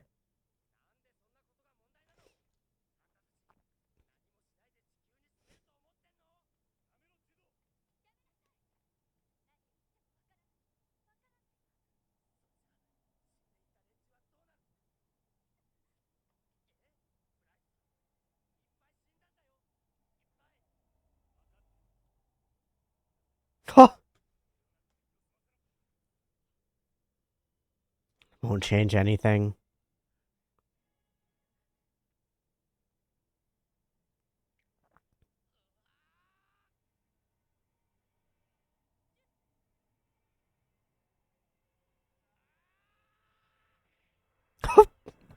He actually goes for it, okay. I thought it was gonna be one of those, like, nah, I can't. It's really funny.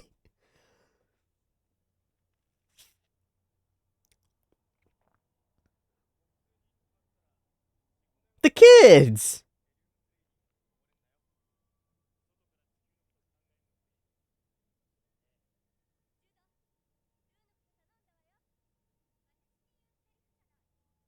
Judo and Rue together, huh? Ow, ow, ow. Hi.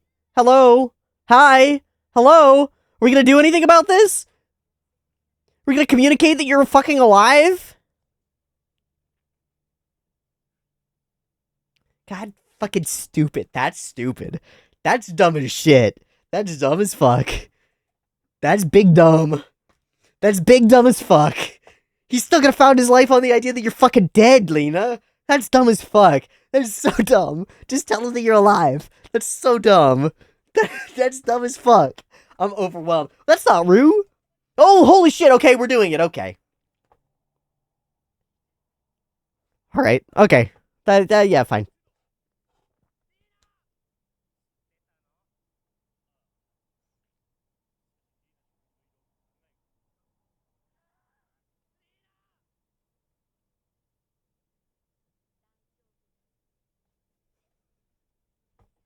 She's a sister who was missing her brother for a long time. Aw. Well, this is good. Yay.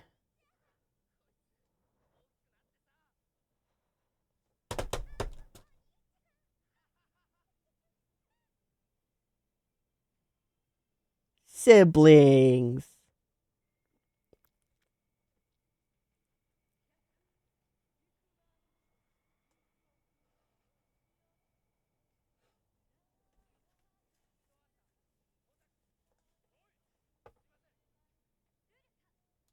Are we joining a military? On Jupiter?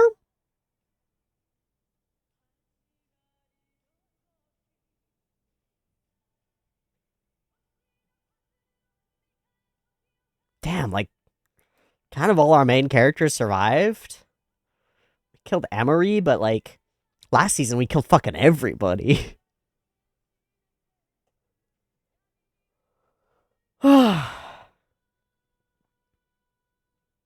Oh. What? Okay. Yay. We get to run on the beach and fling her off into the distance.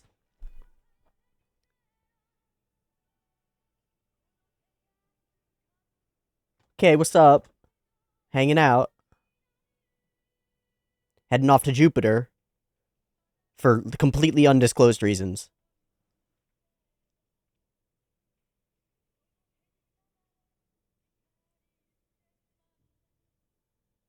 Which is some galaxy far away. Weird.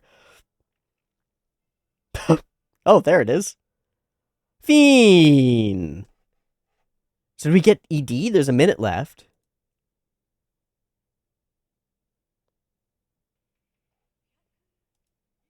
Okay, well, we just heard this. So I'm just gonna... And that's the end of Double Zeta Gundam. I'm gonna go to the very end, see if there's like a... Nope, that's the end of Double Zeta Gundam. And it's fine. That's fine. I actually feel like last episode was a more wholehearted, like a more interesting ending. But if I mishmash them all together, it all kind of works for me. I'm a little confused by the whole interaction with Hamon.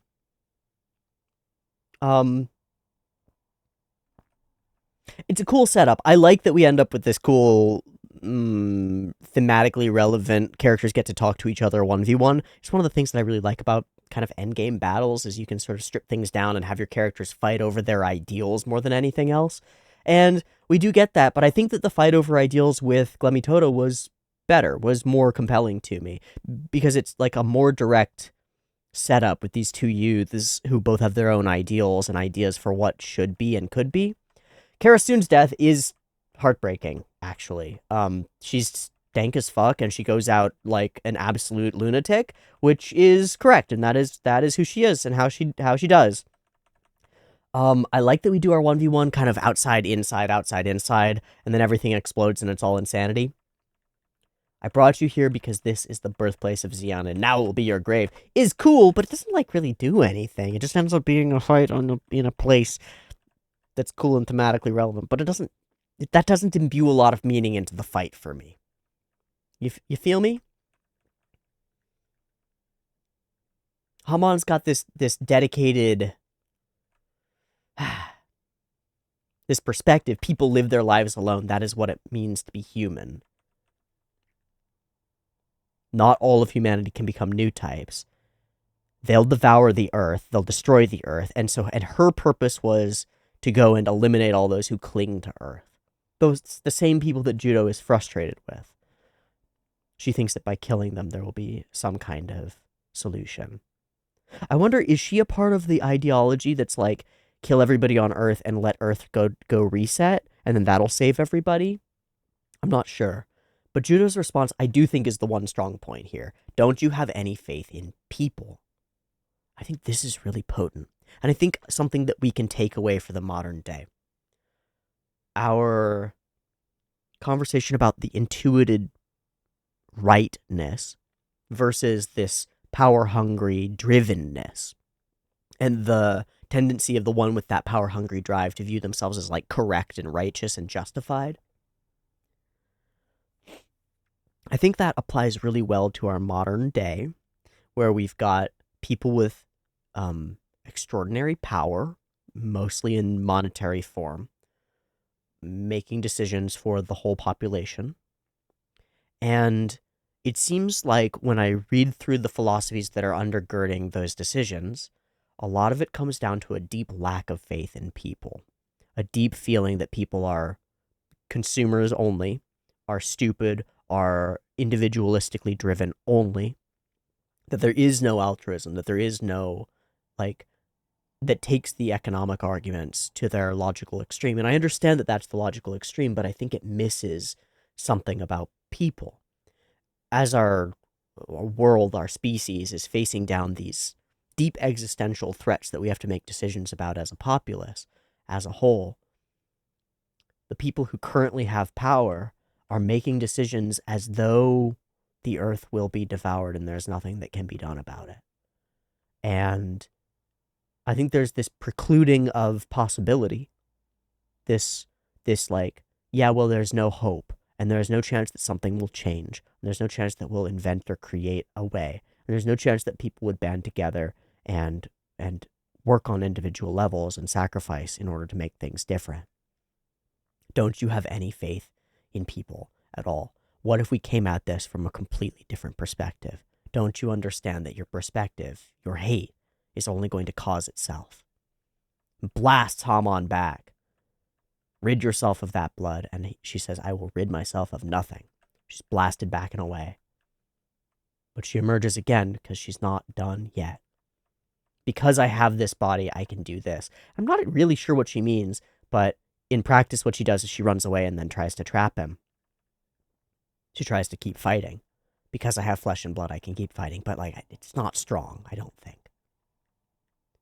Bam, wham. And she's injured. That honor you have, why couldn't you have used it more wisely?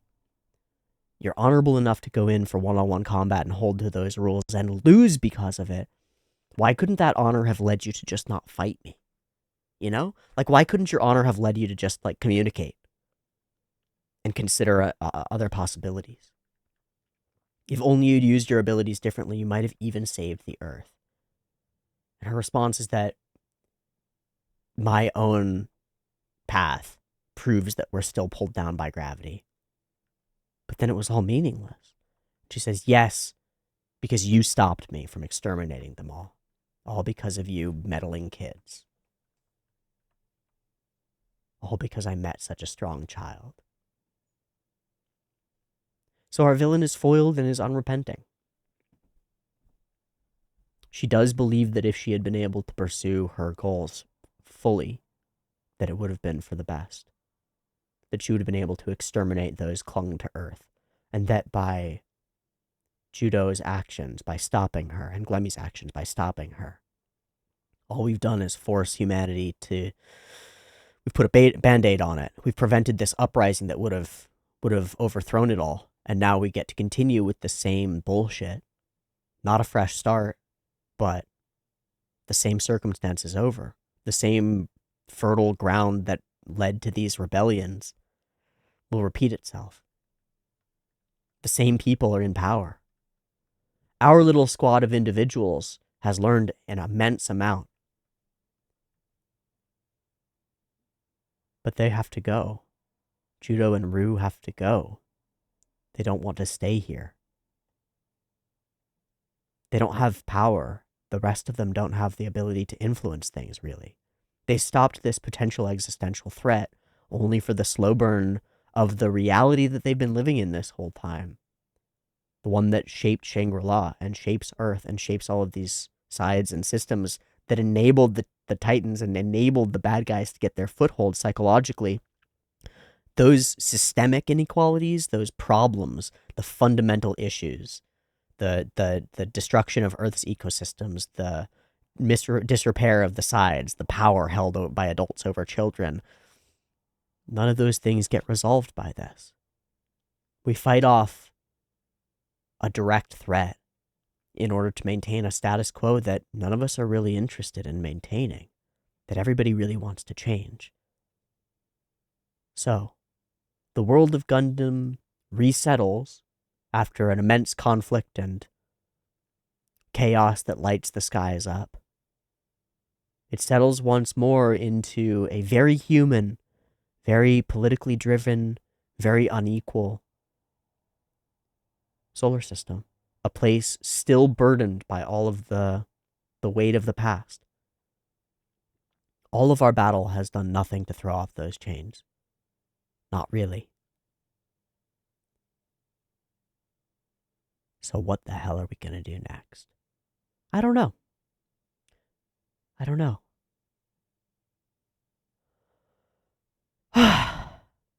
Double Zeta's been an interesting show. It's probably the weakest of the 3 big Gundam series that we've watched so far. That said, there's a lot about it that I actually really like. I think it's really good to look at, and I think a lot of the episodes are really fucking fun to watch.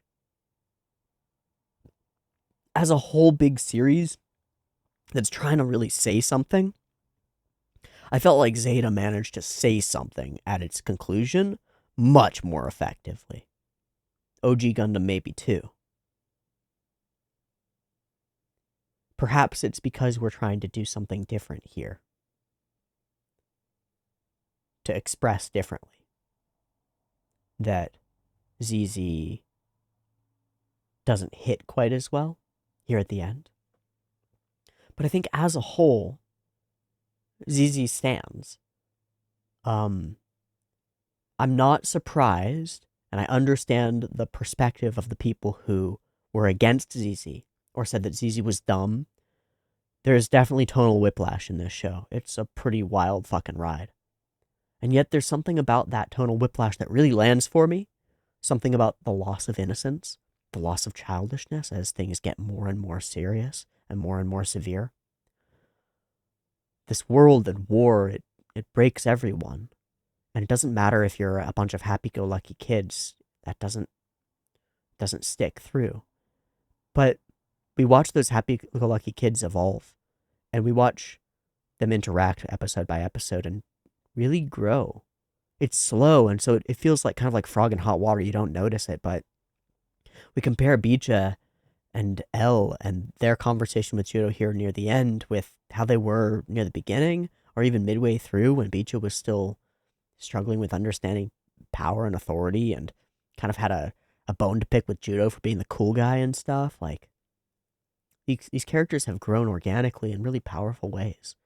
It feels like coming of age in a way that isn't as clear-cut as most coming of age stories, in a way that actually mirrors reality a lot, where there's no clear endpoint where it's like, well, you're an adult now, and you're able to do adult things. It's more fluid than that, and these kids are still kids, and they feel kind of real. I think that there's been an emotional connection to the characters over the course of Double Zeta that previous seasons haven't quite managed. But then at the same time, when it comes to side characters and stuff, I think those emotional connections are less solid in Double Zeta. And when it comes to the whole overall arc, the villains and how they all play out, also kind of less so. It's a mixed bag for sure. But I think overall, I don't regret watching Double Zeta Gundam. I found a lot of it really interesting, and I feel like it was important, even if I can't really put into words exactly why. It's part of something bigger.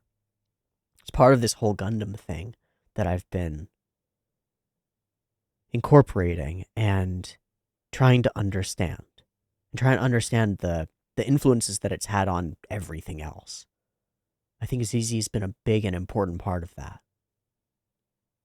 From the humor to the action sequences to the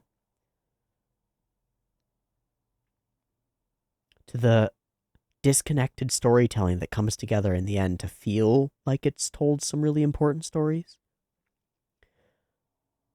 I'm still really impressed by the way the sort of mosaic of ZZ Gundam has come together. All these disconnected individual pieces are like individual tiles. And when I look at just a couple of them together, it's nonsense. But when I zoom out and I think back at the whole, think at what we've been doing with all of the times that we've had these silly battles between big fat cat adults going after children, and what those have echoed into meaning, what that situation has evolved into as our characters have aged and seen their actual place in the power dynamics of the galaxy. It really fits. Something about it really fits. So maybe this is just apologism for a show that's mediocre. Maybe it's just the purpose of the channel in the first place, to observe and to think and to feel together and to try to understand media from the distant past, from different people, from different places, from different times, and grasp at the thing that underlies all of it. No matter what it is, no matter what piece of media it is the medium via which the will of humanity can be expressed to future individuals. We don't get Newtype vibes. We don't sit in the cockpit of our mecha and feel what society really wants. We don't get vibrations in our brain that make us feel what society wants. We have to take those vibrations and categorize them as light or sound, and then store them in a medium and share them to one another and watch them and listen to them. And then the vibrations get into our brain. The vibrations that started in Tomino and the authors of this show as ideas get translated to this strange, incoherent medium, and then witnessed and incorporated, and they vibrate inside your brain again too. It's through these stories that each of us can awaken to the consciousness of more of all of us. You know?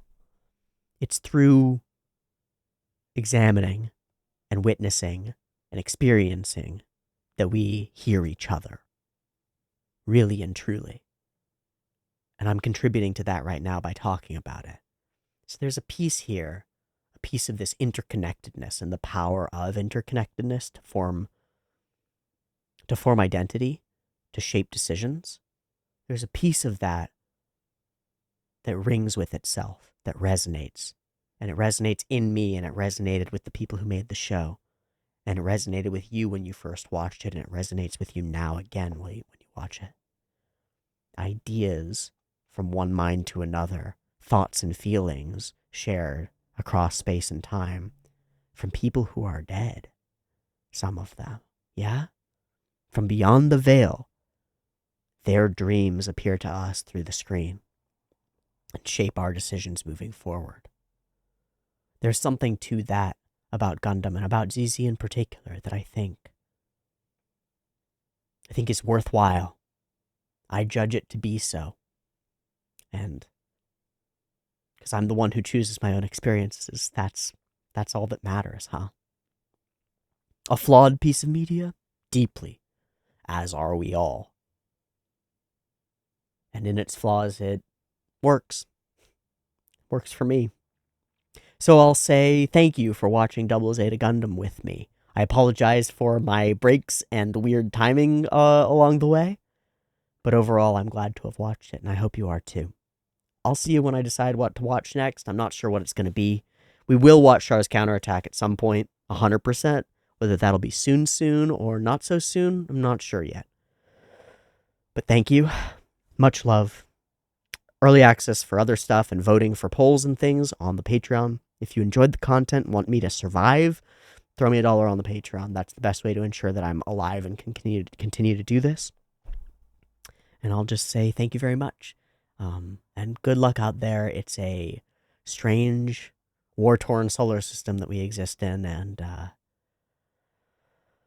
I hope you can listen to your intuition. Much love. Peace.